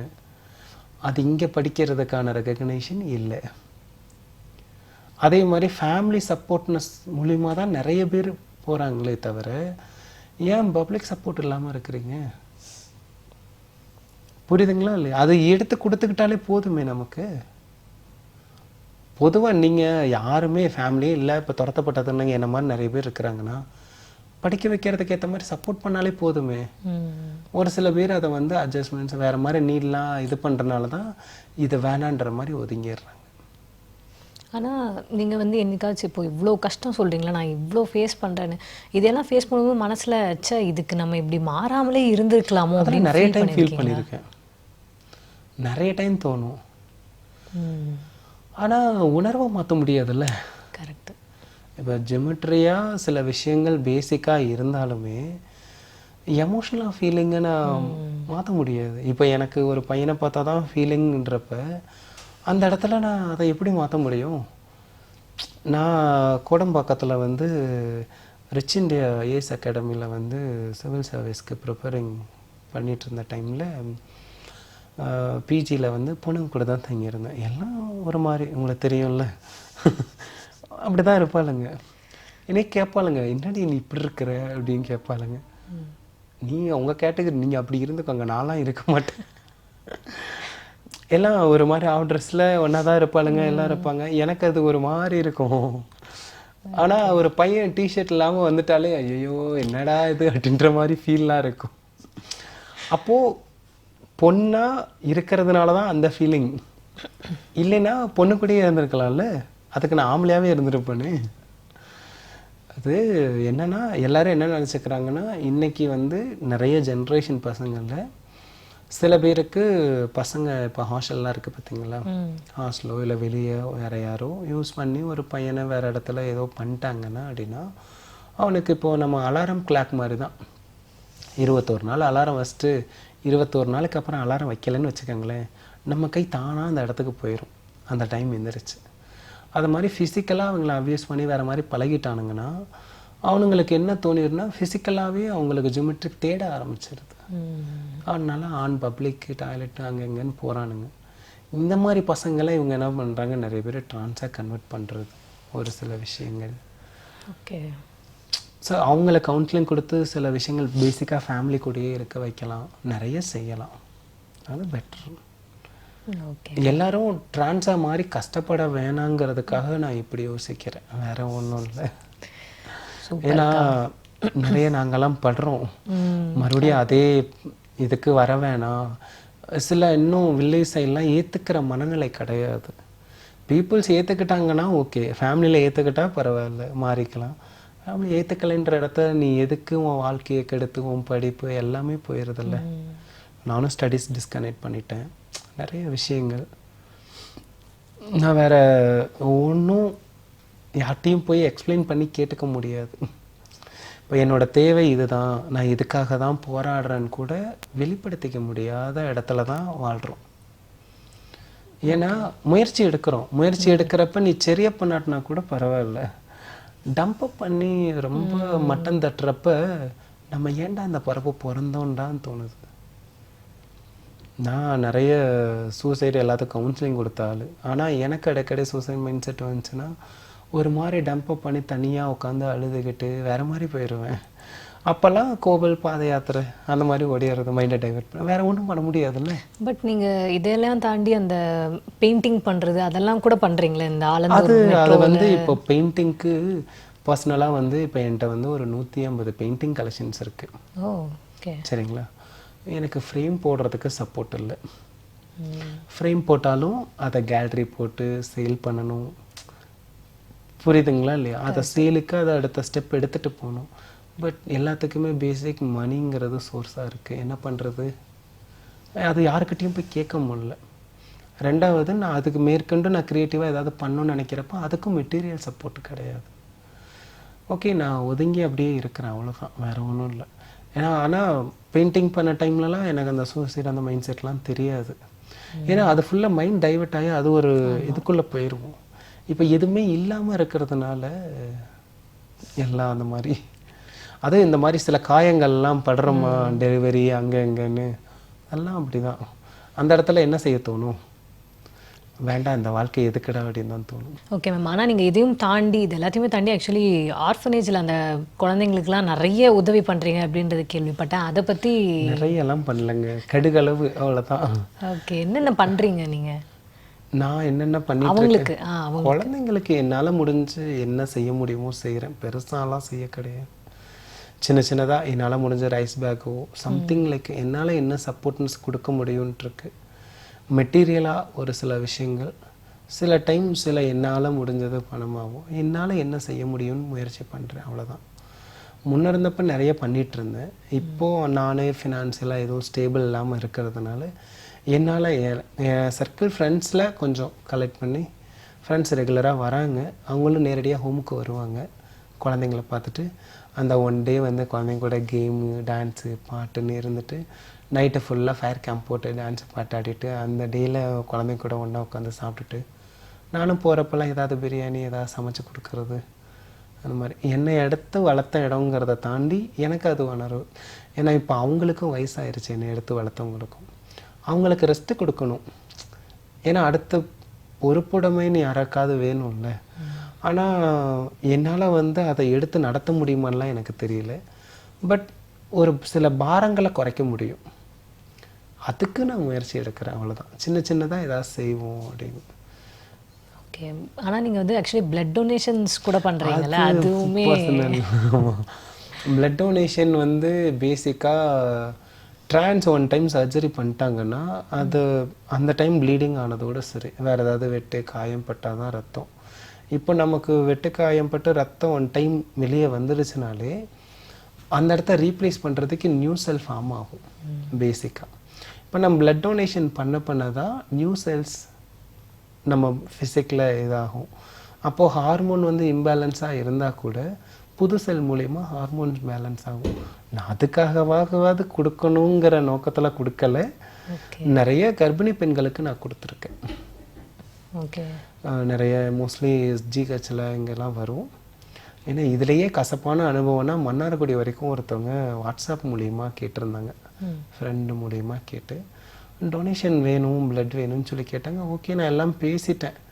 அவன் என்ன சொன்னான்னு தெரில. ஓகே சொல்லிட்டாங்க, எல்லாம் வர சொல்லிட்டாங்க, போயிட்டேன். கடைசியாக அவங்க ஃபேமிலி ரிலேஷன், ஐயோ திருநங்கை பிளட்லாம் ஏற்றுக்கக்கூடாது, அதை கொடுத்து புள்ள அது மாதிரி ஆயிடுச்சுன்னா அப்படின்ட்டாங்க. நான் அங்கேயே உடஞ்சி சுக்குநூறு ஆகிட்டேன். ஐயோ என்னடா இது மக்க அப்படின்னு. எனக்கு என்ன தோணுச்சுன்னா, பிளட்டுனால யாரும் மாற போகிறதில்ல, டிஎன்ஏனால தான் சேஞ்சஸ் ஆகும். நம்ம ஒன்றும் அப்படி ஒன்றும் பண்ண கிடையாது. பிளட்ஸ் வந்து நீட் இருக்கிற இடத்துல கொடுக்குறதுல தப்பே கிடையாது. ஆனால் இது நிறைய இடத்துல திருநங்கைகளுக்கும் இது அவேர்னஸ் வேணும். என்னென்னா பிளட்டு டொனேஷன் பண்ணுறதுல திருநங்கைகள் நிறைய பேர் கொடுக்கறது கிடையாது. இப்போ எப்படி பெண்கள் கொடுக்கறது அதிகம் இல்லையோ அது மாதிரி திருநங்கை இது கொடுக்க வரணுங்கிற முனைப்புக்காக நான் செய்கிறேன், அவ்வளோதான். சின்ன சின்ன விஷயங்கள். என்ன ஒரு 20 தடவை டொனேட் பண்ணியிருப்பேன். 20 தடவை டொனேட் பண்ணியிருக்கீங்க? 20 தடவை கிடையாது. சரி, ஓகே. இப்போது நீங்கள் சொன்னீங்கல்ல ஆரம்பத்தில், இப்போ நம்ம ஆரம்பத்திலே சொன்ன மாதிரி தான் திருநங்கைகள்னாலே ஒரு தப்பான பார்வை எல்லாருக்குமே இருக்குது. பட் அதுக்கு நீங்கள் சொன்ன மாதிரியே ஒரு சில பேர் வந்து பார்த்திங்கன்னா இந்த காசு வேணும்னு சொல்லி வந்து கேட்பாங்க. அப்போ நம்ம வந்து அவங்க என்ன சொல்லுவாங்க, இல்லை நானே பர்ஸ்லேருந்து எடுத்துக்கிறேன் அப்படின்னு சொல்லி எடுத்துக்கிறேன்னு சொல்லி இருக்கிற மொத்த காசையும் எடுத்துடுவாங்க. ஆனால் அதையும் மீறி நம்ம அவங்கக்கிட்ட இல்லை வச்சுருங்கன்ற மாதிரி எதாவது சொல்லி சத்தம் போடுறதோ இல்லை எதாவது பண்ணுறோம் அப்படின்னா இந்த சாபம் விட்டுட்டு போகிறது, இந்த மாதிரிலாம் நிறைய பண்ணுவாங்க. ஸோ அதெல்லாம் நீங்கள் எப்படி பார்க்குறீங்க? அண்ட் அவங்க அந்த மாதிரி ஒரு சில பேர்னால ஒட்டுமொத்த திருநங்கைகள்னாலே இப்படி தான் அப்படின்ற அந்த ஒரு இமேஜ் கிரியேட் ஆகிடுதுல. ஸோ இதெல்லாம் எதனால அவங்க அப்படி பண்ணுறாங்க, ஏன் இப்படி நடக்குதுன்னு கொஞ்சம் சொல்கிறேன். நிறைய பீப்புள்ஸ் வந்து பேசிக்காக சில ட்ரிங்க் பண்ணுற ட்ரான்ஸ் இருக்கிறாங்க. ஒரு சில பேர் அந்த மாதிரி வேயாக பிஹேவ் பண்ணுறாங்கன்னா அவங்கள எந்த அளவுக்கு, அதாவது ஒரு திருநங்கை எந்த இடத்துல இருந்து நடத்தப்படுறா, எப்படி அந்த இடத்துல வளர்க்கப்படுறான் இருக்கு. அந்த மாதிரி சிறைக்கில் இருக்கிறவங்கள போய் நம்ம எதுவுமே சொல்ல முடியாது. மக்கள் வந்து புரிஞ்சுக்கணும், எல்லாரும் இப்படி கிடையாது. பாத்திரம் அறிஞ்சு தானே பிச்சு இடணும். அதனால் அதுக்கேற்ற மாதிரி மக்கள் இருந்துக்கணும். ஆனால் எல்லாருக்கும் சாபம் அது இதுன்னு இருக்குது. அப்படிலாம் ஒன்றும் கிடையாது. என்னை பொறுத்த வரைக்கும் எல்லாரும் மனுஷங்க தான், எல்லாருக்கும் வலி வேதனைகள் இருக்குது. இப்போ நீங்கள் கஷ்டப்பட்டு வயிறு எரிஞ்சு விட்டாலும் சாபம் சாபம் தான், நான் கஷ்டப்பட்டு விட்டாலும் சாபம் சாபம் தான். அதனால் திருநங்கை மட்டும்தான் சாபன்ற எண்ணம்லாம் எடுத்துக்க வேண்டாம். என்னை பொறுத்த வரைக்கும் எல்லாரும் அப்படி மனுஷனை பார்த்துட்டு போயிருங்கன்றவேன். என்னன்னா வேல்யூ பண்ணணும். அதுக்குன்னு சாபத்துக்காக பயப்படுறதுக்காக மட்டும்தான் வேல்யூ பண்ணக்கூடாது. நீங்கள் அதுக்கு வேறு வேலை வாய்ப்பு கொடுக்கலாம், இல்லை ஏதாவது மெட்டீரியல் சப்போர்ட் பண்ணலாம், அந்த மாதிரி ஏதாவது செய்யலாம். ஓகே. ஸோ இப்போது அது மட்டும் இல்லாமல் நீங்கள் அந்த ஸ்விக்கி ஓட்டுறப்போ சொன்னீங்களா நிறைய டைம் நைட்டெல்லாம் நான் நைட் ஷிஃப்டெல்லாம் வந்து பார்க்குறேன், 5:30 மணிக்கு நான் லாகின் பண்ண அடுத்த நாள். ஸோ நீங்கள் சொல்கிற மாதிரி தான் ஒரு பெண்ணுக்கு எப்படி இந்த சொசைட்டியில் வந்து பாதுகாப்பு இல்லைன்னு நிறைய பேர் வந்து சொல்கிறாங்களோ, அதே மாதிரி ஒரு திருநங்கையாக நீங்கள் இருக்கும்போது நைட் ஷிஃப்டெல்லாம் ஒர்க் பண்ணுறீங்க, லாங்கான டிஸ்டன்ஸ் போகிறீங்க, அப்போது என்ன மாதிரியான இதெல்லாம் வந்து சந்திக்கிறீங்க? மோஸ்ட்லி வந்து யாராவது நான் ஓப்பன் டாக்காக பேசிடுவேன். எதுனாலுமே மனசுக்கு படுறத ஓப்பனாக பேசிடுற ஆள் நான். ஆனால் எல்லாரும் ஒரே மாதிரி கிடையாது. சில பேர் திருநங்கைன்னா பயப்படுறவங்கள தாண்டி இவங்களாடா அப்படின்னு அநாகரிகமாக யோசிக்கிறவங்க அதிகம் இங்கே. என்னதான் சிட்டியாக இருந்தாலுமே மக்களோட எண்ணத்தில் வந்து திருநங்கைனா அப்படிங்கிற வே ஆஃப் தாட் இருக்கனால நிறைய பேர் ரெஸ்பான்ஸ் பண்ண மாட்டாங்க. இப்போது நம்ம ஸ்விக்கி ஜெப்டோலலாம் வந்து பார்த்திங்கன்னா ஜெப்டோ ஆர்டர்லாம் வரும். அதில் ஏதாவது நாங்கள் ரெஸ்ட் ரூம் ஏதாவது போகிறேன் அங்கே எங்கேயாவது போகிறேன்னா அந்த இடத்துல எல்லாருமே மெயிலிங் தான் வேறு மாதிரி பார்ப்பானுங்க. ரெஸ்ட் ரூம் கேட்டால் கூட அப்படி பார்ப்பானுங்க, என்ன இங்கே போகுது இது எதுக்கு வருது அப்படின்ற மாதிரி தான் யோசிப்பானுங்க. அவங்களுக்கு என்னென்னா உழைக்கிறான்ற பார்வைலாம் கிடையாது. சில இடத்துல பெட்ரோல் பங்க்லாம் எனக்கு அலோவே பண்ணாமலாம் இருந்திருக்கிறாங்க. அழுதுட்டு போய் வெளியே ரோட்டில் நின்றுலாம் போயிருக்கிறேன். எனக்கு அந்த டைம்லலாம் என்னால் யோசிக்க முடியும், ஏன்னா கண்ட்ரோல் பண்ண முடியாது. இப்போ நம்ம சர்ஜரி பண்ணிட்டு ஆட்டோமேட்டிக்காக கண்ட்ரோல் பண்ண முடியாது ரொம்ப நேரம். அந்த இடத்துல எனக்கு தோணும், எதுக்குடா அவங்கெல்லாம் இப்படி பண்ணுறாங்கன்னு. கேட்டால் மேனேஜர் சாவி கொடுக்கக்கூடாது, பப்ளிக் யாரும் யூஸ் பண்ணக்கூடாதுன்னு சொல்லியிருக்காங்கன்னு. இதே எப்படி இருக்குது? ஒரு எமர்ஜென்சின்னு கேட்குற இடத்துல கொடுக்கலாம், தப்பு கிடையாது. லேட் நைட்டு மென்ஸ் ஷிஃப்ட் பார்க்குற நேரம் எல்லோரும் தப்பாக தான் யோசிப்பாங்க. ஆனால் அதுக்குன்னு இப்படி பண்ணக்கூடாதுல்ல. அதெல்லாம் ரொம்ப கசப்பான விஷயங்கள் தான். உண்மையாக ஆக்சுவலி இதை கேட்கும் போது ஒரு சொசைட்டியில் வந்து ஒரு பெண்ணாக வாழ்கிறத விட வந்து உண்மையாக திருநங்கையாக வாழ்கிறது தான் ரொம்ப ரொம்ப ரொம்ப ரொம்ப கஷ்டன்றது இன்றைக்கி நான் புரிஞ்சுக்கிட்டேன், நிறைய பேரும் புரிஞ்சுக்கிட்டு இருந்திருப்பாங்க. அண்ட் அதெல்லாம் தாண்டி நீங்கள் வந்து எப்படி சொல்ல, நிறைய இப்போ நீங்கள் வந்து ஸ்விக்கி ஓட்டுறீங்க, அப்புறம் வந்து பெயிண்டிங்லாம் பண்ணுறீங்க, இந்த மாதிரி அதே மாதிரி வரைகிறீங்க, கோலம் போடுறீங்க, இது எல்லாமே நான் பார்த்தேன். உங்களுக்குள்ள ஒரு ஆர்டிஸ்ட் இருக்காங்க அப்படிங்கிறத நீங்கள் எப்போ வந்து உணர்ந்தீங்க? உணர்ந்ததுன்னா இங்கே நம்ம ஹோமில் இருந்த டைமில் நிறைய அங்கே இருக்கிறது, எல்லா வேலையும் பார்க்குறது. அப்போது வந்து சின்ன வயசுலேருந்தே அப்போ ஒரு பைத்தியம், அங்கெல்லாம் அடிச்சுக்கிட்டு கோலப்போட்டிலாம் கலந்து ப்ரைஸ்லாம் வாங்கியிருக்கிறேன் நான். 5ஆம் கிளாஸ்லேயே வந்து கொடைக்கானலில் அருள் அண்ணான்னு சொல்லி ஹோமில் இருந்து அருள் அண்ணான்னு சொல்லி ஒருத்தவங்க இருந்தாங்க, அவங்க திண்டுக்கல் அவேக் மியூசிக் ஹோமில். அப்போ அவங்க வீட்டுக்கு மே மாதம் லீவுக்கு என்னை கூப்பிட்டு போனாங்க. அங்கே பொங்கல் ஃபெஸ்டிவல் டைம். அந்த டைமில் என்ன பண்ணாங்கன்னா கோலப்போட்டி வச்சாங்க. அதெல்லாம் மறக்க முடியாத அனுபவம். எல்லாருமே லேடிஸ், எல்லாமே பெரிய பெரியவங்க. எனக்கு நான் ஒரு ஆள் மட்டும் தவுளுண்டு பையன் வேறு. அப்போ ட்ரௌசர் தானே சுற்றிட்டு இருந்தேன். அங்கேயே கோலப்போட்டி ஃபர்ஸ்ட் ப்ரைஸ் வாங்கினதெல்லாம் ரொம்ப மறக்க முடியாதது. அதுலேருந்து தான் அந்த பெயிண்டிங் ஆர்வம் எல்லாமே. சும்மா நோட்டில் இருக்க பேக் இருக்கிறது, கலர் கொடுக்கறது, கலர்லாம் இல்லாத டைமில் பென்சிலில் ஷேடு கொடுக்கறது, பேனா இங்கு பேனால் கலர் அந்த இதை வச்சு இது பண்ணுறது. சில டைம் எதுவுமே இல்லாத இடத்துல இலை இருக்குது பார்த்தீங்களா, இலை பூவு, அதை வச்செல்லாம் துணியில் கிறுக்கி அதெல்லாம் ஒரு பெயிண்டிங் மாதிரிலாம் பண்ணியிருக்கேன். அது மட் பெயிண்டிங் ஒரு கேட்டகரி இருக்குது. எனக்கு அதெல்லாம் இப்போ தான் தெரிஞ்சுக்கிட்டேன். பட் அந்த டைமில் எனக்கு இதெல்லாம் நாலேஜபிள் இல்லை. நேச்சுரல் பெயிண்டிங்னு ஒன்று இருக்குல்ல, சுண்ணாம்பு பால் எடுத்து அது இதுன்னு பண்ணுறதெல்லாம் அதெல்லாம் பழங்கால பெயிண்டிங், காலத்துக்கு இருக்கிறது. எனக்கு இதெல்லாம் இப்போ தான் தெரிஞ்சுக்கிட்டேன் நான் ரீசன்ஸாக.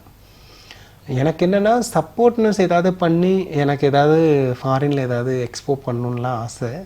பார்ப்போம், ட்ரை பண்ணணும். எனக்கு மொதல் இங்கே நம்ம எக்ஸ்போ போட்டு இங்கே ஏதாவது பெயிண்டிங் சேல் பண்ணணும், என் கலெக்ஷன்ஸை எடுத்துகிட்டு கொண்டு போயிட்டு அதை ஏதாவது ஃபண்டாக ரெடி பண்ணி குழந்தைங்களுக்கு ஏதாவது செய்யணுன்ற எண்ணெல்லாம் இருக்குது. பார்ப்போம். மக்கள் வந்து ஏற்றுக்கணும். முழுசாக திருநங்கைகளை ஏற்றுக்கிட்டாலே அது பெரிய விஷயம். என்னென்னா அவங்களும் சாதாரண மனுஷங்க தான்ற பார்வை வேணும். இப்போ நம்ம கருப்பசாமி கோயில் வச்சுருக்கேன் எண்ணூரில். கோயில் சிலை வந்து பார்த்திங்கன்னா சுட்ட களிமண் சிலை, ஓகேங்களா. அதுக்குள்ளே நிறைய விஷயங்கள் பண்ணி ஒரு விதமாக பிரதிஷ்டை பண்ணியிருக்கோம். நான் தான் முழுக்க நின்று பார்த்துக்கிறேன், நான் தான் அபிஷேகம் பண்ணுறேன். பௌர்ணமி அமாவாசை மட்டும்தான் பூசை இருக்கும். அந்த டைம்லலாம் வந்து நிறைய மக்கள் வருவாங்க. வரவங்க நைட்டு தங்குவாங்க. ஒரு சில பேர் நிறைய வேதனைகளை கொட்டி தீர்த்துட்டு போவாங்க. அவங்க பார்வை அந்த இடத்துல வேறு மாதிரி இருக்கும். அதாவது நம்மளை அந்த இடத்துல ஒரு ஸ்தானத்தில் வச்சு பார்க்குறது. ஆனால் காமன் பீப்புள் ரோட்டில் போகிறவன், ஆமாம் இதுக்கு வேறு வேலையே இல்லை அப்படின்ற மாதிரி தான் வாயறிய பேசிட்டு போவானுங்க. அதெல்லாம் நம்ம கேட்குறப்ப ஓகே, மக்களில் வந்து இன்னும் சமநிலையில் ஏற்றுக்கிற நிலையில் இல்லை அப்படின்ற பார்வையாக தான் இருக்குது. அதனால் உழைக்கிறோம் அப்படிங்கிறத தாண்டி இன்றைக்கி இருக்கிற மக்களுக்கு உழைப்பெல்லாம் கிடையாது, போட்டிருக்க ட்ரெஸ்ஸுக்கு தான் மரியாதை. அப்படி பார்க்குற காலமாயிருச்சு. பணத்துக்கு ட்ரெஸ்ஸுக்கு மரியாதைன்னா அப்படி எடுத்துக்கூடாதுல்ல. உழைக்கிறோம், உழைப்புக்கேற்ற ஊதியத்தை தாண்டி நீங்கள் வேல்யூ பண்ணணும். இப்போ சில டெலிவரி பண்ணுறப்ப சில அனுபவங்கள்லாம் ரொம்ப கஷ்டம். ஜொமேட்டோ ஓட்டுறப்பெல்லாம் ஒவ்வொரு விஷயங்களையும் யார்ட்டையும் போய் கேட்டுக்கலாம் இருக்க முடியாது. ஆர்டர் கேட்டு சில கடையில் ரொம்ப நேரம் நிற்போம், சில இடத்துல வீடுங்களில் ரொம்ப நேரம் நிற்கிற மாதிரி இருக்கும். ஒரு ஆர்டருக்கு 1 மணி நேரம்லாம் நின்ன கதையெல்லாம் இருக்குது. அதெல்லாம் யாருக்கிட்டையும் போய் சொல்லிக்க முடியாது. ஆனால் இன்றைக்கி இருக்கிற ஜென்ரேஷன் இதை வேல்யூ திங்ஸாக பார்த்து ஒரு படியாக எடுத்துகிட்டு போனால் சந்தோஷம். அண்ட் திருநங்கைகளையும் மதிக்கிற அளவுக்கு எண்ணத்தில் வாழணும், அவ்வளோதான். வேறு ஒன்றும் பெருசாலாம் கேட்க போகிறதில்ல. Okay ma'am. இப்போ நீங்கள் வந்து கஷ்டப்பட்டு நிறைய உழைக்கிறீங்க. ஆனால் நீங்கள் உழைக்கிற எல்லாமே வந்து பார்த்தீங்கன்னா, அவங்களுக்கு நான் இது பண்ணணும், இவங்களுக்கு நான் அது பண்ணணும், இல்லாதவங்களுக்கு நான் கொடுக்கணும் அப்படின்ற ஒரு விஷயம் நீங்கள் பண்ணுறீங்களே, அது நீங்கள் பண்ணுறது நல்லது தான். ஆனால் உங்களுக்குன்னு வரும்போது உங்களுக்காக உங்களோட அடிப்படை தேவைகளுக்காக நீங்கள் என்ன பண்ணுறீங்க? அடிப்படை தேவைகள் ஒன்றும் பண்ணுறதில்ல. ஏன்னா இதுலேயே எடுத்துக்கிறது தான். டெலிவரியில் ஏதாவது வந்து அந்த டைமில் ஃபேஸ் பண்ணிக்கிட்டால் தான் உண்டு. யார்ட்டையும் கேட்க மாட்டேன் மோஸ்ட்லி. ஃப்ரெண்ட்ஸ் ஒரு 2-3 பேர் க்ளோஸர்கிட்ட வேணும் ஏதாவது மெடிக்கல் எமர்ஜென்சி நான் மட்டும்தான் கேட்பேனே தவிர மித்த டைமில் பசின்னு கூட கேட்க மாட்டேன். ஏன்னா அந்த டைமில் இருக்கா, அம்மா ஹோட்டல் ஏதாவது இருக்கா, ஏதாவது கிடைக்குமா அப்படி பார்த்துட்டு போயிடுவேன். போதும், அது ஒரு 10 ரூபா இருந்தால் போதுமே, அவ்வளோதானே அப்படின்ற மாதிரி ஒரு மென்டல் தாட். அவ்வளோதான். நம்ம தேவையை நம்ம பார்த்துக்கலாம். ஏன்னா இப்போ அங்கே எடுத்து செய்கிறதுக்கு ஆள் இல்லை, கொடுத்து. இப்போ முன்ன மாதிரி கிடையாது. வல்லரசு இந்தியான்னு சொல்லி லிஸ்ட்டை கொண்டு வந்துட்டாங்க. ஃபண்ட்ஸ் எதுவும் இது பண்ண முடியாது. ரெண்டாவது இங்கே இன்றைக்கி இருக்கிறவங்க வந்து சுயநல உலகம் ஆயிடுச்சு. தான் புள்ள தான் வம்சம் அப்படின்னு ஆயிடுச்சு. இதை மீறி குழந்தைங்களுக்கோ இல்லை அவுட் ஆஃப் யாராருக்காவது செய்வோம், ஒரு சின்ன ஒரு இது செய்வோம்லாம் கிடையாது. இப்போ நீங்களே இன்டர்வியூ எடுத்தது அஜித் மிஸ்டர் ஏகே ரைடர், அவரோட வீடியோ பார்த்துட்டு தான் இன்ஸ்பயரில் வந்திருக்கிறேன். இப்போ அந்த பையன்லாம் வந்து அவன் வயசுக்கு ஓடுறது ரொம்ப பெரிய விஷயங்கள். ஒரு ரேலி மாதிரி எல்லா இடத்துக்கும் போய் கமெண்ட்ஸ்லேருந்து ஒருத்தரை செலக்ட் பண்ணி அவங்களுக்கு கொடுத்து அதை உதவுறதெல்லாம் ரொம்ப பெரிய விஷயங்கள். ஏன்னா இன்றைக்கி இருக்கிற ஜென்ரேஷன் பீப்புளில் இந்த மாதிரி ஒருத்தர் வரான்னா இவனை பார்த்து இன்னும் 4 பேர் வருவாங்க. இப்போ இதெல்லாம் பெரிய பாடம். இன்னொன்று அவன் பையன் திருச்சின்னு நினைக்கிறேன், வில்லேஜ் ஏரியா. அங்கேருந்து இப்படி ஒரு பையன் வரான்றப்ப நமக்கு அது ஒரு பெருமையாக இருக்குது. ஆக்சுவலி எதேச்சியாக டெலிவரியாக மீட் பண்ண பையன் இவ்வளோ விஷயங்கள் பண்ணால் எனக்கு அந்த வீடியோ ஒரு வைரல் ஆச்சு. ஏகப்பட்ட கமெண்ட். எனக்கு நான் இதை சொல்லணுன்னே இருந்தேன். நிறைய பேர் கமெண்ட்ஸில் வந்து நான் இதை பண்ணிடுறேன், நான் உதவி பண்ணிட்டேன், இவங்களுக்கு இதை அனுப்பிட்டேன் அப்படின்னு அன்வான்டாக போட்டுடுறாங்க. செய்கிறவங்க ஏகப்பட்ட பேர் இருக்கிறாங்க, இல்லைன்னு சொல்லலை. ஆனால் பொய்யா போட்டுட்டு அதுக்கு ரெஸ்பான்ஸே பண்ண மாட்டாங்க. நம்ம டிஎம் பண்ணாலோ எது செஞ்சாலோ. இன்னும் ஒரு சில பேர்லாம் வந்து இன்ஃப்ளூயன்சர்லாம் நானும் கேட்டிருக்கேன். எனக்கு அட்லீஸ்ட் நம்ம கோயிலை பற்றியோ இல்லை எனக்கு என்னோடய பெயிண்டிங் பற்றி ஏதாவது போடுங்க, இல்லை ஆஃப்னேஜ் ஹோமுக்கு வந்து விசிட் பண்ணி குழந்தைங்கள பார்த்துட்டு ஏதாவது செஞ்சு கொடுங்கடா அப்படின்னு 2-3 பேருக்கு மேலே நிறைய பேர்கிட்ட கேட்டிருக்கேன். அவங்க பொறுத்த வரைக்கும் பிஸ்னஸ் மைண்ட் செட் ஆகிட்டானுங்க. They need a money purpose only. எல்லாரும் அதுக்கேற்ற ரெஸ்பான்ஸ் கிடையாது. நிறைய பேர் திருநங்கைன்னு தெரிஞ்சவொடனே ஐடியா பிளாக் பண்ணிட்டு போயிடுவானுங்க. நம்ம அப்ரோச் பண்ணது ஒன்றா இருக்கும், ஆனால் அவங்கவே அப்படியா இருக்கும். நான் அதெல்லாம் யோசிக்கிறதில்ல. எனக்கு பொறுத்த வரைக்கும் நீ என்னை மதிக்கிறியா, நான் மதிக்கிறேன். நீ மிதிக்கிறியா, நான் 3 தடவை இல்லை 5 தடவை கூட தாங்குறேன். அதுக்கு மேலாம் தாங்க முடியாது. ஒரு கட்டத்துக்கு மேலே ரொம்ப உஷ்ணமாயிட்டுனா நானே 4 மிதி மிதிச்சிடுவேன். நானும் மனுஷி தானே. நிறைய சண்டை போடுவேன், நல்லா கத்துவேன், நல்லா சாப்பிடுவேன், நல்லா சமைப்பேன், அதுக்கேற்ற மாதிரி நல்லா ஊரம் சுற்றுவேன். நான் ட்ராவல் பைத்தியம். அதனால தான் வந்து டெலிவரி எனக்கு பிடிச்சிருக்கு, வேறு ஒன்றும் இல்லை.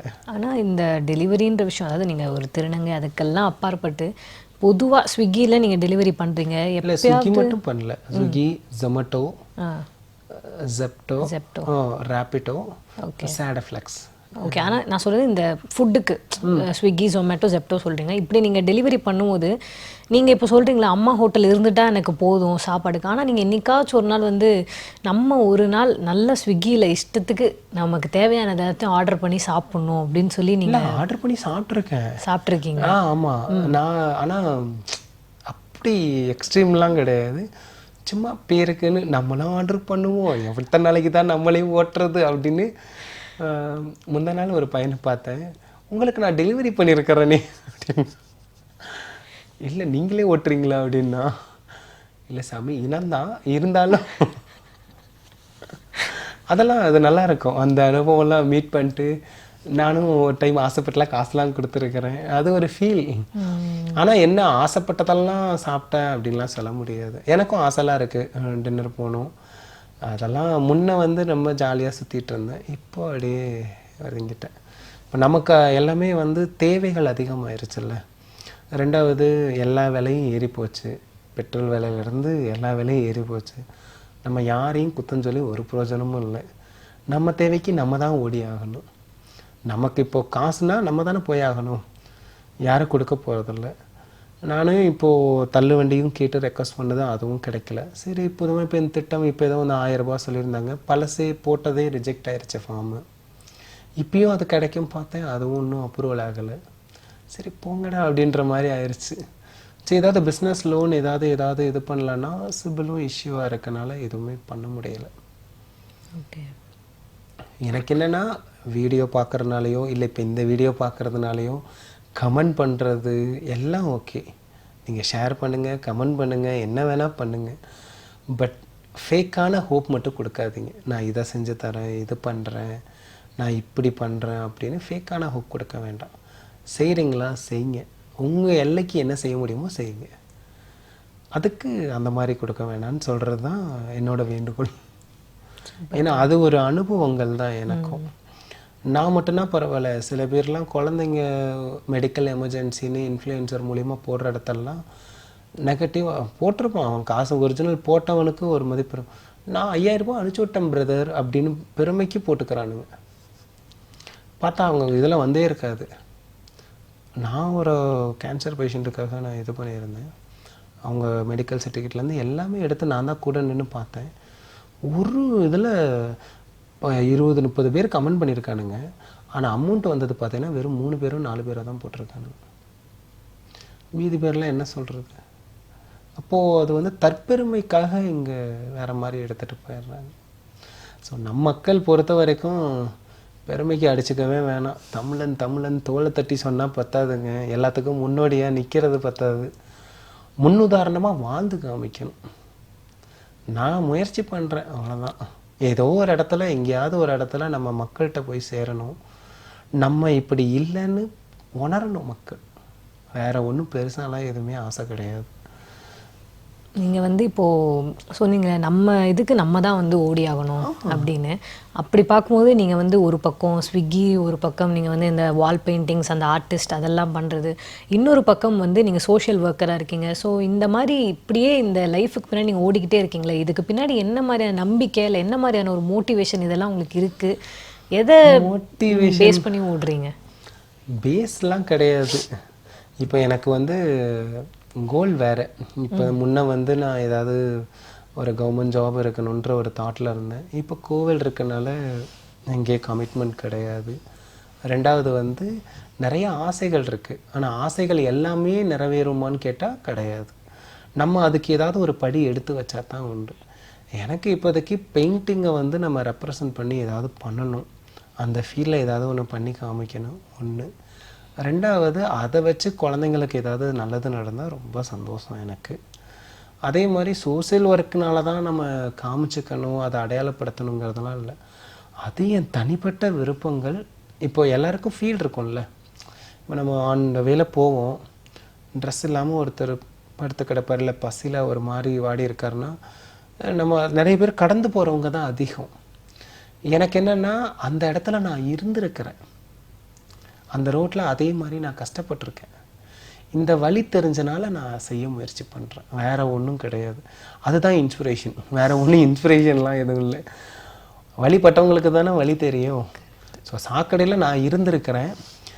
சாக்கடையை ஃபுல்லாலாம் க்ளீன் பண்ண முடியாது, பட் ஏதோ அடிக்கடி தடுப்பு போட்டு அந்த இடத்துல க்ளீன் பண்ண முயற்சி பண்ணுறேன் நான், அவ்வளோதான்.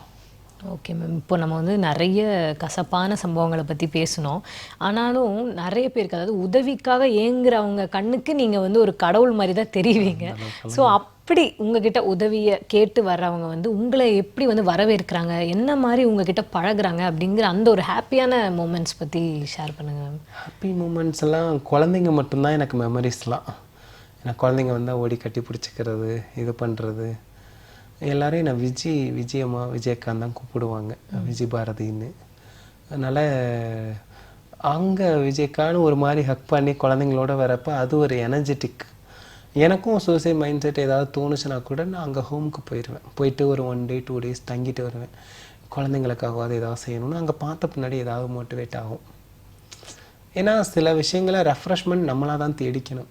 வெளியே யாருக்கிட்டையும் வெளியே தேடுறது இல்லைல்ல, வாழ்க்கை நமக்குள்ளே தானே, கடவுளும் அது தானே. அதனால் ஏதோ உணரணும், உணர வைக்கணும் மக்கக்கிட்ட, அதுக்கு ஒரு முயற்சி, அவ்வளோதான். நிறைய இடத்துல சாப்பாடு கொடுப்போம், ஏதாவது செய்வோம், ஆனால் அங்கெல்லாம் அவ்வளோ ரெஸ்பான்ஸ் இருக்காது. பேரு கடமை அப்படின்ற மாதிரி இருக்கும். ஆனால் அந்த குழந்தைங்கள்ட்ட அந்த மாதிரி இல்லை. எல்லாம் சின்ன சின்ன வாண்டுங்க, பட் அவங்களுக்கு தெரியுது. அவங்க வாயால் அக்கான்னு கூப்பிட்றப்ப நமக்கு அது ஒரு பெரிய கிஃப்ட். சில பேர் அம்மானு கூப்பிடுவாங்க. அதெல்லாம் வந்து என் பிள்ளடா அப்படின்னு கட்டி மாரோட அணைச்சிக்கிற அந்த ஒரு ஃபீல்லாம் அது எல்லாருக்கும் கிடச்சிடாது. இப்போ ஃபேமிலியாக இருந்திருந்தா தெரியாதுல்ல. நம்ம ஃபேமிலியே இல்லாமல் இது பெரிய குடும்பம். அதனால் அது ஒரு ஹாப்பி மூமெண்ட்ஸ். சூப்பர்க்கா. இப்போது நீங்கள் வந்து அடுத்து வந்து பார்த்திங்கன்னா நிறைய இடத்துல நான் பொதுவாக சொல்கிறேன், நீங்கள் வந்து அதாவது உங்கள் மேலே அந்த சொசைட்டி வந்து ஒரு ஒரு பார்வை இல்லை ஒரு கண்ணோட்டம் வந்து வச்சுருப்பாங்களே, அந்த மாதிரியான விஷயத்த நிறைய இடத்துல நீங்கள் மாற்றுறதுக்கு வந்து முதல் என்ன மாதிரியான முயற்சிலாம் வந்து எடுத்தீங்க? நிறைய எப்படி சொல்கிறது, திருநங்கைகிட்ட ஏதாவது பேசி லைஃப் ஸ்டோரிலாம் நிறைய தெரிஞ்சிருக்கேன். அது ஒரு ரீசன். டாக்குமெண்ட்ரி பண்ணணுன்னு ரொம்ப ட்ரை பண்ணேன். புக் எழுதணும்னு நிறைய ட்ரை பண்ணேன். ரியல் லைஃப்பை கொண்டு போய் சேர்க்கணுன்னு மக்கள்கிட்ட. அப்புறம் வந்து நிறைய அப்யூஸ்னஸ், நிறைய இப்போ டிரான்ஸுக்கு அப்யூஸ்னஸ் நடந்ததை வந்து வெளியே சொல்லியிருக்க மாட்டாங்க. கல்கிமா கூட சேர்ந்து ஒரு சில விஷயங்கள் ஆக்டிவிட்டீஸ் பண்ணேன். அந்த டைமில் நிறைய பேருக்கு என்னென்ன நடந்துச்சுன்னு தெரிஞ்சுக்கிட்டேன். அதே மாதிரி வால் பெயிண்டிங் பண்ணப்போ அரவாணி ஆர்ட் அவங்க டீம் கூட இருந்தப்பையும் நிறைய அதர் ஸ்டேட், இப்போ நம்ம இங்கே இருக்கிறோம் ஹைதராபாடு, மும்பை, பெங்களூர், அங்கெல்லாம் இருந்த டைம்லலாம் நிறைய பீப்புள் பார்க்குறப்ப அவங்கவுங்க லைஃப் ஸ்டைலை எப்படி எப்படி கொண்டு வராங்க, அவங்க எப்படி க்ரோ பண்ணுறாங்க, எல்லாம் அந்த மாதிரி அனுபவங்கள் தெரிஞ்சுக்கிட்டனே தவிர அதை முழுசாலாம் நம்மளால் மாற்ற முடியலை. ஏன்னா இது அகல பாதாள சாக்கடைன்னு இருக்குது பார்த்தீங்களா, அது மாதிரி அதை தூர் வாடுறதெல்லாம் கஷ்டம். ஒன்று அதை அடித்து உடச்சிடணும், அப்படிதான் மாறும். நான் நம்புகிறேன், அவ்வளோதான். ஜென்ரேஷன் மக்கள் மாறினாங்கன்னா கண்டிப்பாக. ஏன்னா இப்போ வந்து ஒரு சின்ன கூடு, தேன் கூடு, ஒரு குளவி தான் நீங்கள் சுற்றுதுன்னு, நீங்கள் ஒரு தேனி தான் அந்த இடத்துல சுற்றுதுன்னு நீங்கள் நினச்சிங்கன்னா தேன் கூடு எங்கேயாவது பக்கத்தில் இருக்கும். கரெக்டாக இல்லையா? இப்போ தேனீக்கள் தான் திருநங்கை, தேன் கூடு மக்கள். சரிங்களா? அது பெரிய சொத்து, பெரிய இடம். தேனீக்களை ஈஸியாக அட்டாக் பண்ண முடியாது, ஆனால் தேன் கூட நீங்கள் கலைச்சிடலாம். ஆனால் மக்கள் சேர்ந்தால் மொத்த தேனியும் சேர்ந்துருச்சுன்னா அது வேறு மாதிரி ஒரு ரியாக்ஷன் கொடுக்கும். அது மாதிரி மக்கள் இதை எல்லோரும் சேர்ந்து அவங்க எண்ணங்களில் மாற்றினா தான் உண்டு. திருநங்கைகளுக்கு ஒரு வாழ்க்கையாக இருக்கட்டும், வாய்ப்பு கொடுக்குறதா இருக்கட்டும், ஏதாவது ஒரு முன்னேற்ற பாதைக்கு எடுத்துகிட்டு போகிறதா இருக்கட்டும், மக்கள் எண்ணங்களில் வந்துச்சுன்னா தான் அது மாறும். திருநங்கைகளை மாற்றிக்குவாங்கலாம் சொல்லவே முடியாது. ஏன்னா இது ஒரு கம்யூனிட்டியாக வேறு மாதிரி இருக்குது. நம்ம அதில் வந்து ரொம்ப ஆழமாக போக முடியாது. மக்கள் வந்து எல்லாமே சேஞ்சஸ் பண்ணி மக்கள் அவங்க ஃபேமிலியாக ஏற்றுக்கிட்டுனாங்களாலே நிறைய பிரச்சனைகளுக்கு தீர்வு கிடச்சிரும். ஏன்னா யாரும் மோஸ்ட்லி வெளியே வரமாட்டாங்க, படிப்பாங்க, அடுத்தடுத்த டெவலப்மெண்ட்ஸ் நடக்கும்ல, அது நடந்தாலே போதும். இப்போது உங்களை மாதிரியும் வந்து நிறைய பேர் நிறைய கனவுகளோடு இருப்பாங்க. ஆனால் அதில் பல பேர் வந்து ஃபஸ்ட்டு இந்த சொசைட்டி, ஃபேமிலி இவங்களுக்கெல்லாம் பயந்து அவங்களோட உணர்ச்சிகளாக இருக்கட்டும், அவங்க மனசில் இருக்கிற அந்த எண்ணங்கள், அவங்க அடையாளத்தையே மறைச்சிட்டு இன்னுமே அப்படியே வாழ்ந்துட்டுருக்கிற பல பேர் இருப்பாங்க. ஸோ அந்த மாதிரி ஆட்களுக்கு நீங்கள் என்ன சொல்ல விரும்புகிறீங்க? நீங்கள் அப்படியே இருந்துருங்கன்னு சொல்லுவேன் நான். வெளியவே வராதிங்கன்னு சொல்லிடுவேன். ஏன்னா நிறைய கஷ்டப்படுறோம் நாங்கள் இப்படி மாறிட்டு. வேண்டாம், நீங்கள் ஃபேமிலியோடு அப்படியே சந்தோஷமாக இருந்துருங்க. உள்ளூர உங்களுக்கு ஃபீலிங் இருந்தாலுமே உங்களுக்குன்னு சில உறவுகள், நண்பர்கள் இருப்பாங்க. ஒரு பையனாக இருக்கிற வரைக்கும் அந்த பசங்க கூட்டம் மத்தியில் ஒரு நண்பர் உறவுகள்ன்றது அது பெரிய பலமாக இருக்கும். ஆனால் அவனே ட்ரெஸ் மாற்றி வேறு மாதிரி வந்துட்டானா பக்கத்தில் நிற்கிறத கூட யோசிப்பாங்க. அது கேலியும் கிண்டலுக்கும் அப்பாற்பட்டு போயிடும். புரியுதுங்களா இல்லையா? அந்த உணர்வெல்லாம் வேண்டாம். அது அது வேற கஷ்டம். நீங்கள் அதுக்கு வராதீங்கன்றவேன் நான். ஃபேமிலியோடையே இருந்து நல்லபடியாக நீங்கள் கல்யாணம் பண்ணிக்க தேவையில்ல. ஏன் கல்யாணம் பண்ணிக்கணும்? உங்களுக்கு பிடிச்ச மாதிரி இருந்துட்டு உங்கள் லைஃப்பை நீங்கள் வீட்டுக்குள்ளே 4 செவத்துக்குள்ளே எப்படி வேணால் இருங்க. எங்கேயாவது லாங் ட்ராவல் போகிறப்ப வேறு மாதிரி இருங்க. யார் கேட்க போகிறா? சுதந்திர நாடு தானே, கரெக்டு தானே? இருக்கலாம், தப்பே இல்லை. அப்படியே இருந்து நீங்கள் முன்னேறினா தாராளமாக முன்னேறலாம். எனக்கெல்லாம் வாய்ப்பு இல்லை தான். அப்படி நம்ம அந்த வாய்ப்பெல்லாம் தட்டி கழிச்சிட்டோம். எனக்கு அந்த ஒரு சூழ்நிலையும் இல்லாமல் போயிடுச்சு. இப்போ நீங்கள் மறுபடியும் உள்ளே தேவையில்லாத பிரச்சனைகள் அதெல்லாம். அவங்க வாழ்க்கையை குடும்பத்தோட ஈஸியாக அனுபவிக்கிறதுக்கு அது ஒரு வாய்ப்பு. இப்போ மாறிட்டாங்கன்னா ஃபேமிலி வெறுத்துருச்சு, சொந்த வெறுத்துருச்சுங்கிறது ரொம்ப பெரிய வலி. வெளியே சொல்லிக்க முடியாது அந்த கஷ்டத்தை. பெத்த தாய் கூட இருக்கிற பாக்கியங்கள் எத்தனை பேர் கிடைக்குங்க? நீ அப்படி இருக்கிற வரைக்கும் தான் இருக்க முடியும்னா நீ இருந்துட்டு போ, தப்பே இல்லையே. தாய் இல்லாதவங்களுக்கு அந்த வழி தெரியும்ல. ஒரு நிறைய பசங்க என் லைஃப்லேயே அம்மா அப்பா இல்லாமல் சின்ன வயசுலேயே இறந்து நிறைய பேர் வேறு கல்யாணம் பண்ணி அந்த மாதிரிலாம் கஷ்டப்பட்ட பசங்களாம் பார்த்துருக்கேன். பட் இன்றைக்கி அவனுங்க ஒரு மோட்டிவேஷ்னலாக ஒரு மேரேஜ், ஒரு ஃபேமிலி வேறு மாதிரி போகிறப்ப எனக்கு அது சந்தோஷமாக இருக்குது. அந்த இடத்துல நம்மளை ப்ரையாரிட்டி கொடுத்து கூப்பிட்றப்ப என்ன இருந்தாலும் பரவாயில்ல, நம்மளை ஒரு ஸ்தானத்தில் வச்சு மதிக்கிறானேன்ற ஒரு எண்ணம் அது ஒரு பெருசாக இருக்குது. ஆனால் எல்லாரும் அப்படி கிடையாது. என் ஸ்கூல் ஃப்ரெண்ட்ஸ்லாம் யாரும் என்கிட்ட பேசுகிறது கிடையாது. காலேஜ் ஃப்ரெண்ட்ஸ் ஒரு 2-3 பேர், அவ்வளோதான். அப்படி தான் இருக்குது. யார் ஏதோ சில பேர் மேரேஜ் கூப்பிட்டாங்க, சில பேருக்கு நான் போகலை. எதுக்கு அந்த இடத்துல போகணும், தேவையில்லாத கிண்டல் வரணும். ஒரு சில பேரோட கண்ணோட்டங்கள் வேறு மாதிரி இருக்குது. நம்ம போய் அசிங்கப்படுத்த வேண்டாம், அவங்களுக்கும் பாதிப்பு என்னன்னு ஒதுங்கிடுறது, அவ்வளோதான். இதே நீ பையனாகவே இருந்திருந்தேனா, நீ வா மச்சான் பார்த்துக்கலாம், கேஷுவலாக இருந்திருக்கும்ல. அப்போ அந்த உறவுகள்லாம் உடையாமல் இருந்திருக்கும். இல்லை இப்போ நான் தனியாக பாசத்துக்கு ஏங்கிறனால இவ்வளோ சொல்கிறேன்னு நினைக்கிறேன்.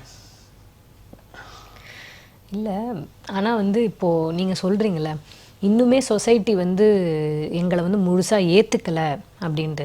ஸோ ஒரு சொசைட்டியாக நாங்கள் எல்லாரும் திருநங்கைகளுக்கு என்ன பண்ணணும்னு நீங்கள் ஆசைப்படுங்க? அதாவது நீங்கள் உங்களை நாங்கள் முழுசாக ஏற்றுக்கிட்டோம் அப்படின்னு நீங்கள் நினைக்கிற மாதிரி இருக்கணும் அப்படின்னா ஒரு சொசைட்டியாக நாங்களாம் என்ன பண்ணணும்னு நீங்கள் ஆசைப்படுறீங்க? ஆசைப்படுற விஷயங்கள்னால் ஃபஸ்ட்டு ஃபேமிலி ஏற்றுக்க வேண்டிய ஒரு விஷயம், சரிங்களா? ஃபேமிலி ஏற்றுக்கிட்டு சொசைட்டியாக மக்கள் இது ஒரு உணர்வு தாண்டி இது ஒரு உயிர் தான் ஏற்றுக்கணும். வேறு ஒன்றும் பெரிய ஆசைகள்லாம் கிடையாது. 2வது எஜுகேஷன். வீட்லேயே தங்க இடம் கொடுத்து எஜுகேஷன் கொடுத்துட்டா அவங்களும் சம்பாரித்து போட போகிறாங்க. புரியுதுங்களா இல்லையா? என்ன அடுத்து அவனுக்கு தலைமுறை கிடையாது, வேறு என்ன செய்ய போகிறீங்க? மக்கள் பொறுத்த வரைக்கும் என்ன நினைக்கிறாங்கன்னா பணம் கொடுக்கறது தான் மரம், காய்க்கிறது தான் மரம்லாம் கிடையாது. இப்போ மொந்தம்பழம்னு ஒரு பழம் இருக்குது, ஒன்றுத்துக்குமே புரோஜனம் இல்லைம்பாங்க. ஆனால் அதோட இலைகள் பட்டைகள்லாம் ஒரு சில விஷயத்துக்கு மெடிசனாக யூஸ் பண்ணுவாங்க. அது மாதிரி தான் திருநங்கை வாழ்க்கையும். வாழ்க்கை வேஸ்ட்டு தான், யாரும் இல்லைன்னு சொல்லல. ஆனால் அந்த வாழ்க்கையை அழகாக மாற்றிக்கிறது அவங்கவுங்க கையில் தான் இருக்குது. மக்கள் அதுக்கேற்ற மாதிரி ஊந்துகோலாக நின்று ஏதாவது நான் இருக்கிற தைரியமாக இருந்து தட்டி கொடுத்து உந்துதல் பண்ணிட்டாங்கன்னா போதுமே. முதல் ஃபேமிலி ஏற்றுக்கணும், ஒன்று. 2வது எஜுகேஷன், பேசிக். ஒரு திருநங்கையாகவே சின்ன வயசுலேருந்து கிளாஸில் படிக்குதுன்னா அதை விட பெரிய பாக்கியம் எதுவுமே கிடையாது. கேட்டகரி ஒதுக்க வேண்டாம், டாய்லெட் நீ ஒதுக்க வேண்டாம். நீ ஏன் அப்படி பிரித்து காமிக்கிற? சொல்கிறது புரியுதுங்களா? என் திருநங்கைகளுக்கு தனி டாய்லெட் கொடுத்தா தான் உண்டுன்னு யார் சொன்னா? என் பொண்ணுங்கள் நாங்கள் பொண்ணாக தரலையா? புரியுதுங்களா இல்லையா? அந்த மாதிரி கொண்டு வாங்க, பொண்ணோட இடத்துல வைங்க. பொண்ணாக மாறினா இப்போது நிறைய சட்டம் அது இதுன்னு இப்போ கொண்டு வரேன்றாங்க. அவங்களா சொல்கிறவங்க தான் திருநங்கை, உணர்வுக்கு திருநங்கை இல்லைன்றாங்க. அப்போது நாங்கள் உணர்ச்சியாக மாறி வரவங்க, இயற்கையாக மாறுறவங்க இருக்கிறாங்கல்ல, அவங்களுக்கெல்லாம் ஐடி கார்டு இல்லைன்னா திருநங்கை கிடையாதுன்னா எப்படி மாறும்? இப்போ சென்ட்ரல் போர்டில் அது ஒரு இது இருக்குது, கான்வர்சேஷன் ஓடிட்டுருக்கு. நிறைய விஷயங்கள் இருக்குது. மக்கள்கிட்ட சட்டத்திட்டங்கள் வரையறைகள் எல்லாருக்கும் ஈக்குவல் தான். நாளைக்கு நானே பண்ணாலும் கம்ப்ளைண்ட். நான் இன்னொரு விஷயம் சொல்ல மறந்துட்டேன், தப்பாக எடுத்துக்காதீங்க. நம்ம ஒரு தடவை டெலிவரி ஓட்டிகிட்டு வரப்போ பர்மா நகர்னு சொல்லி எங்கள் திருவச்சேரி ஏரியாவில் இருக்குது. அந்த ஃப்ளைஓவரில் டேர்னிங்கில் வர டைமில் ஒரு ஹஸ்பண்ட் அண்ட் ஒய்ஃப் அவங்க என்னோடய கால் வந்து பட்டுருச்சு. டர்ன் பண்ணுறப்ப அவங்க என்னை ஓவர்டேக் பண்ணி வராங்க. நான் சந்தில் டர்ன் பண்ணுறப்ப என் கால் பட்டுருச்சு. நான் சடனாக அவங்க முன்னாடி போயிட்டாங்க. அவங்க தான் உரசிட்டு போனாங்க, நான் உரசலை. அவங்க ஓவர்டேக் பண்ணி போகிறப்போ கால் பட்டுச்சுனாலும் சரி ஓகே, நம்ம சின்னதாக கட் பண்ணது நம்ம மேலே தப்பு இருக்கும் அப்படின்னு சொல்லிட்டு நான் அங்கேயே பிரேக் அடித்து நிப்பாட்டி சாரிம்மா தெரியாமல் பட்டுருச்சுடாமான்னு சொல்லிட்டேன். ஐயா நீயா, உனக்கெல்லாம் வேறு வேலை இல்லையா, என் ஆம்பளை தான் உனக்கு கிடச்சானா, வேறு மாதிரி பேச ஆரம்பிச்சிட்டாங்க. எங்களை சாவடிக்கிறதுக்கு வந்தியா நீ அப்படி அப்படின்னு வேறு மாதிரி பேசவும் எனக்கு ஒரே வார்த்தை சொன்னேன், தெரியாமல் பட்டுருச்சுன்னு சொல்லிட்டு அதோட முடிச்சிருங்க, உங்களுக்கு எனக்கும் சம்மந்தம் இல்லை, நான் என் வேலையை பார்க்குறேன் மன்னிச்சிருமான்னு சொல்லிட்டு நான் பேசாமல் கிளம்புனேன். ஃபோட்டோ வீடியோ எடுத்துக்கிட்டே பின்னாடியே வந்தாங்க. கொஞ்சம் நேரம் முன்னாடி போயிட்டு நிப்பாட்டினேன். என்னடான்னு சொல்லி கேட்கலாம் பார்த்து நிப்பாட்டினா அந்த அம்மா ஓவர்டேக் பண்ணி நடு ரோட்டில் பைக்கை நிப்பாட்டிட்டு இவ தான் செயின் பறிக்க வந்தா, இவ தான் செயின் பறிச்சா, இது பண்ணான்னு அப்படியே நடு ரோட்டில் கத்துறாங்க. கத்துன உடனே சுற்றி இருந்த பப்ளிக் யாருமே என்னை ஒரு என்கொயரி பண்ணலைங்க. போட்டு அடியான அடி. ஆம்பளைங்கலேருந்து எல்லாருமே என்னை ட்ரெஸ்ஸை கிழிச்சு மூஞ்சில் அடித்து மனமந்தியாக வீங்கி வயிற்று இங்கெல்லாம் அடித்து கிட்டத்தட்ட ஒரு 1/2 hour என்னால் ஹேண்டிலே பண்ண முடியல. அதை வீடியோ எடுத்தானுங்க ஒரு சில பேர். எனக்கு ஏன் இப்போ நான் இதை சொன்னேன்னா, ஒரு வாரத்துக்கு முன்னாடி எண்ணூரில் வந்து நான் ஒரு ஆள் பார்த்துட்டு, நீ திருட்டு நாய் தானே, அந்த செயின் திருடி தானேன்னு கூப்பிட்டு அன்னைக்கு அந்த லேடியும் அந்த ஹஸ்பண்டும் என்ன சொல்கிறாங்க, அவளை வந்து பழி வாங்கணும், அவள் இடிச்சிட்டு போனதுக்கு நியாயம் வேணும், அதுக்காக நான் அவன் மேலே பொய்யா சொல்லி நான் இந்த மாதிரி பண்ணேன். போலீஸில் லெட்டர் எழுதி கொடுத்துட்டு போனாங்க இப்படி மன்னிப்பு கேட்டு. ஆனால் எனக்கு என்ன பேர், நான் என்ன தப்பு பண்ணேன் அந்த இடத்துல. அதாவது மக்கள் மத்தியில் வந்து சிட்டி இத்தனைக்கும் ஒரு பொண்ணுக்கு நீ ஒரு நடக்குது நீ கேள்வி கேட்காம அடிக்கிறேன்றப்ப ஒரு நிமிஷம் உன் சைடில் என்னமா நடந்துச்சு நில்லுமா கேட்கலாமான்னு ஏன் கேட்க தோணல? கேட்டிருக்கலாமே. இப்போ திருட்டு பட்டத்தோட நான் ஏன் வாழணும்? நான் செஞ்சால் திருடுன்னு சொல்லலாம், செய்யாத தப்புக்கு நான் எப்படி அனுபவிக்க முடியும்? இப்போ டெலிவரிக்கு போகிற இடத்துலலாம் இந்த மாதிரி நிறைய விஷயங்கள் இருக்குது. சில இடத்துலாம் உட்காந்து ரெஸ்ட் எடுக்க விட மாட்டாங்க வாசலில். ரொம்ப நேரம்லாம் இங்கே நிற்கக்கூடாது கிளம்பும் போது. நிறைய இதெல்லாம் இந்த மாதிரிலாம் அனுபவங்கள்லாம் நடக்கிறப்பெல்லாம் ஏன்டா இப்படி பிறந்தோம், என்னத்துக்கடா அப்படின்லாம் தோணும். வெளியே சொல்லிக்க முடியாது இந்த வழிகளை. போலீஸ் வந்து அந்த இடத்துல ரெஸ்கியூ பண்ணலைன்னா அன்னைக்கு என்னை அடித்து சாவடிச்சிருப்பாங்க. இன்னும் கொஞ்சம் போயிருந்துச்சுன்னா எக்ஸ்ட்ரீமாக என்ன எல்லாம் இங்கே நீங்கள் வீடியோ பார்த்துருப்பீங்க, குரோம்பேட்டில் யாரோ ஒரு குழந்தைய கடத்த வந்து திருநங்கின்னு சொல்லி தேவையில்லாத ஒரு பிரச்சனையாச்சு, வீடியோலாம் வைரல் ஆச்சு. ஆக்சுவலி நார்மலாக ஒரு ஐடி ஊழியரவை ஐடி வேலை பார்க்குற ஒரு திருநங்கை பப்ளிக் வேறு மாதிரி ஃபோட்டோ மாடுலேஷனை வச்சுக்கிட்டு என்கொயரி பண்ணாமையே போட்டு அடித்து ட்ரெஸ்ஸெல்லாம் கிழித்து நடு ரோட்டில் கம்பத்தில் வச்சு அசிங்கப்படுத்தினாங்க. இந்த மாதிரி இன்னும் எத்தனை பேருக்கு என்ன காயங்கள், யார் பதில் சொல்கிறது? அதாவது சமூகம் பார்க்குற பார்வை எங்கே தான் இருக்குது? அப்போ இந்த மாதிரி கோபமெல்லாம் யார்கிட்ட போய் காட்ட முடியும் நீங்கள் சொல்லுங்கள்? இப்போ கேட்டிங்கள்ல சமூகம் என்ன இந்த மாற்றம் தேவை கண்டிப்பாக. ஏன்னா சமூகத்தில் வந்து மக்கள் எவ்வளவோ விஷயங்கள் கடந்து போகிறாங்க. நான் எதுவும் உண்மை எதுவும் தெரிஞ்சு போங்க. சில போஸ்கோ கேஸ்லாம் இப்போ நடந்தது, என்கொயரி ஏதோ கொடுக்குறாங்க, பசங்க கொடுக்குறாங்கன்னா எனக்கே டவுட் வரும், கேஸை மூடுறதுக்குன்னே பண்ணுறாங்களாம் அந்த விஷயத்தில் தோன்றப்ப ஏன்டாடே என்கொயரி பண்ணுங்கடான்னு நமக்கு 1000 கமெண்ட் போடுறானுங்க. ஐயோ நாங்களும் மனுஷங்க தான், எங்களுக்கு நடக்கிறப்ப எங்களை நிற்க வச்சு கேள்வி கேளுங்கன்னு தான் சொல்கிறோம். நிறைய போலீஸ் என்ன சொல்லுவாங்க, திருநங்கை பிரச்சனை ஐயோ நான் வரல, விலகிடுவாங்க. அவங்க போனால் துணியை துவைக்க அமக்கலம் பண்ணுவாங்க, அசிங்கப்படுத்துவாங்க. அவங்களுக்கு என்னென்னா இந்த இடத்த வந்து இந்த பிரச்சனையை விட்டு அவங்க போகணும், இந்த இடத்துல வேறு வார்த்தைகள் பேசக்கூடாதுங்கிறதுக்காக தன்னைத்தானே அசிங்கப்படுத்திக்கிறாங்க.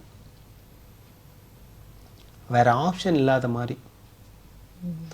அதாவது தன்னோட பேச்சை கேட்காத இடத்துல என்ன பண்ணுவாங்க? புரியுதுங்களா இல்லையா? இதெல்லாம் வெளியே காட்டிக்க முடியாது. சில பேர் வீம்புக்குனே குடிச்சிட்டு பண்ணுறவங்க இருக்கிறாங்க, அது வேற. ஆனால் உண்மையான பிரச்சனை இருக்கிற இடத்துல இருக்கிறவங்க, ஏன் பாட்டில்லாம் அடி வாங்கியிருக்கிறேன், நிறைய விஷயங்கள். இதெல்லாம் வந்து உள்ளே போனால் ரொம்ப டீட்டெயிலாக போயிட்டே இருக்கும். இப்போ நீங்கள் சமூக மாற்றத்துக்கு கேள்வி கேட்டவுடனே தான் எனக்கு இது ஞாபகம் வந்துச்சு. ஓகே, ஒரு சமூகமாக நீங்கள் நான் கேட்டதுக்கு இதெல்லாம் சொன்னீங்க. அதே மாதிரி உங்களுக்கு தோணல கவர்மெண்ட்டாக வந்து கவர்மெண்ட் சைட்லேருந்து இந்த மாதிரியான ஆக்ஷன்ஸ்லாம் எடுத்தாங்கன்னா எங்களை மாதிரி திருநங்கைகளுக்கு இது வந்து யூஸ்ஃபுல்லாக இருக்கும், எங்களோட சேஃப்டிக்காக இருக்கட்டும், ஆர் எங்களோட மரியாதை பிரச்சனை, கௌரவ பிரச்சனை எதுக்காக வேணா இருக்கட்டும், இல்லை பொதுவாக நீங்கள் தங்குறதுக்கு சாப்பிட்றதுக்கு அந்த மாதிரி என்ன மாதிரியான ஆக்ஷன்ஸ் கவர்மெண்ட் எடுத்தால் உங்களுக்கு நல்லா இருக்கும்னு ஃபீல்? கவர்மெண்ட் சைடில் வந்து ஃபஸ்ட்டு எஜுகேஷனுக்கு எனக்கு சப்போர்ட் பண்ணணும். பெருசாலாம் இல்லாமல் பேசிக் ஸ்கூல்லேருந்தே வரணும். அது நீ காலேஜில் எத்தனை காலேஜில் இது வரைக்கும் இடம் கொடுத்துருக்குறாங்க நீங்கள் சொல்லுங்கள் பார்க்கலாம். கேட்டகரி இருக்கா?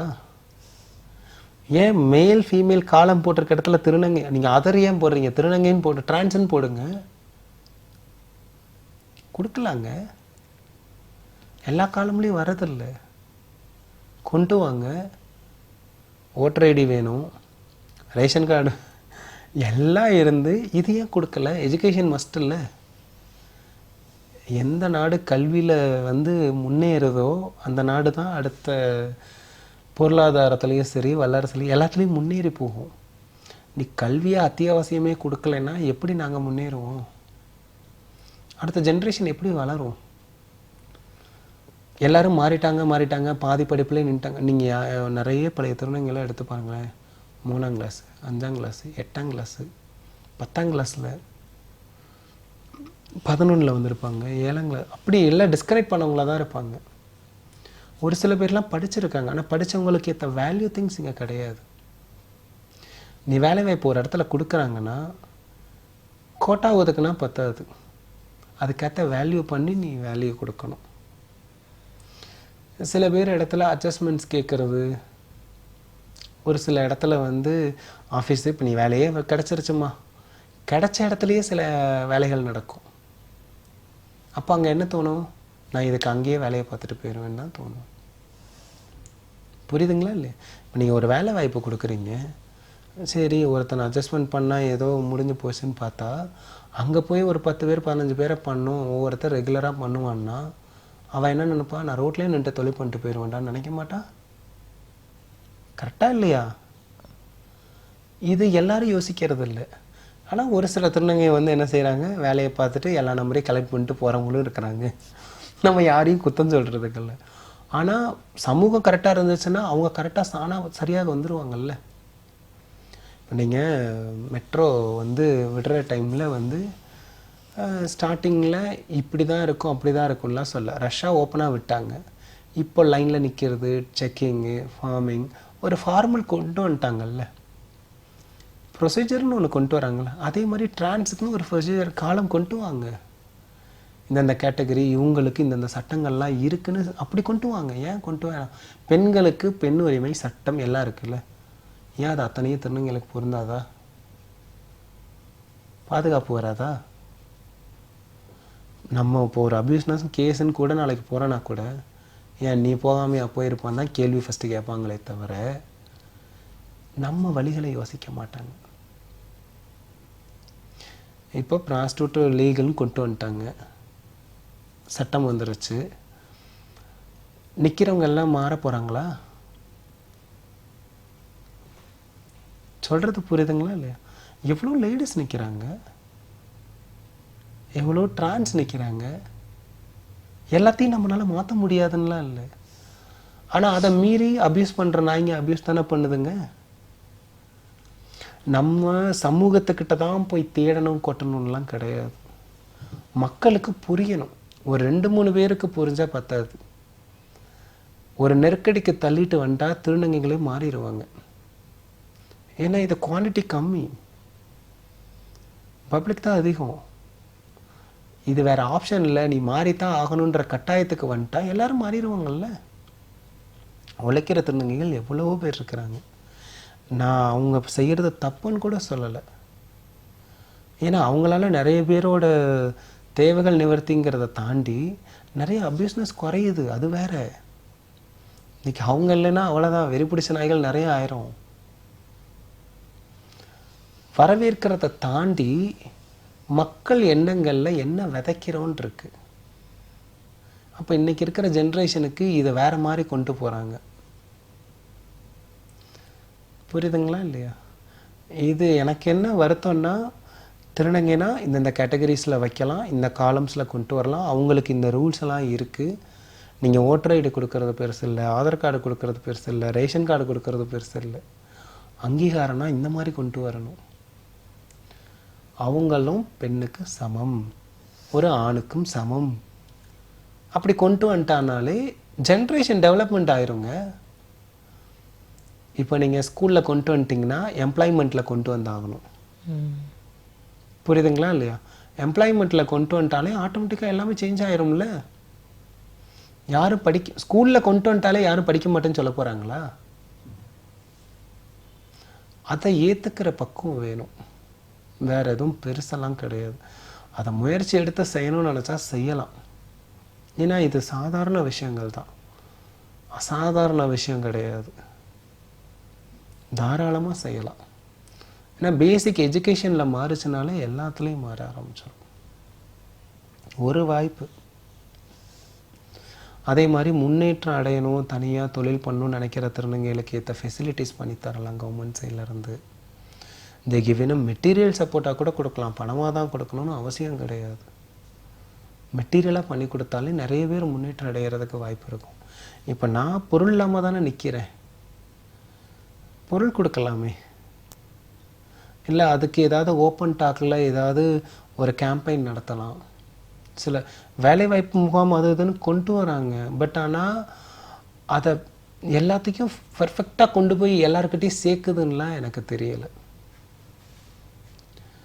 படிப்பை கிளியர் பண்ணிட்டாலே ஆட்டோமேட்டிக்காக எல்லாம் மாறிடும். திருநங்கையோட வாழ்க்கைன்றது அவ்வளோ சர்வசாதாரணமான வாழ்க்கையே இல்லை. இது முன்னாடியே வந்து எனக்குமே தெரியும்னு வச்சுக்கோங்களேன். ஆனால் நீங்கள் பேசும்போது தான் வந்து நிறைய விஷயம் நம்ம நினச்சதை விடவும் வந்து ரொம்ப கஷ்டமான ஒரு மோசமான சூழ்நிலை வந்து இவங்களை சுற்றி இருக்குது அப்படின்றது எனக்கு தெரிஞ்சு, அது என்ன மாதிரியே பார்த்துட்ருக்க நிறைய பேருக்கும் இந்த விஷயம் வந்து கண்டிப்பாக புரிஞ்சிருக்கும். அண்ட் நீங்கள் ஆசைப்பட்ட மாதிரி இந்த சொசைட்டி வந்து மாறும் அப்படின்றத வந்து நானும் நினைக்கிறேன்.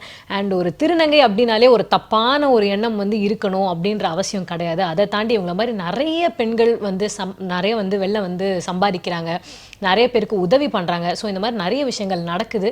ஸோ அதெல்லாம் வந்து பார்த்துட்டு இருப்பாங்க அப்படின்னு நினைக்கிறேன். உங்களுக்கு நான் ரொம்ப ரொம்ப ரொம்ப பெரிய நன்றி சொல்லிக்க விரும்புகிறேன் மேம். தேங்க்யூ. ஓகே, ஸோ நீங்கள் பார்த்துட்டு இருக்கிறது வலியும் வழியும் ஷோ. நான் உங்கள் தீப்தி. நன்றி, வணக்கம்.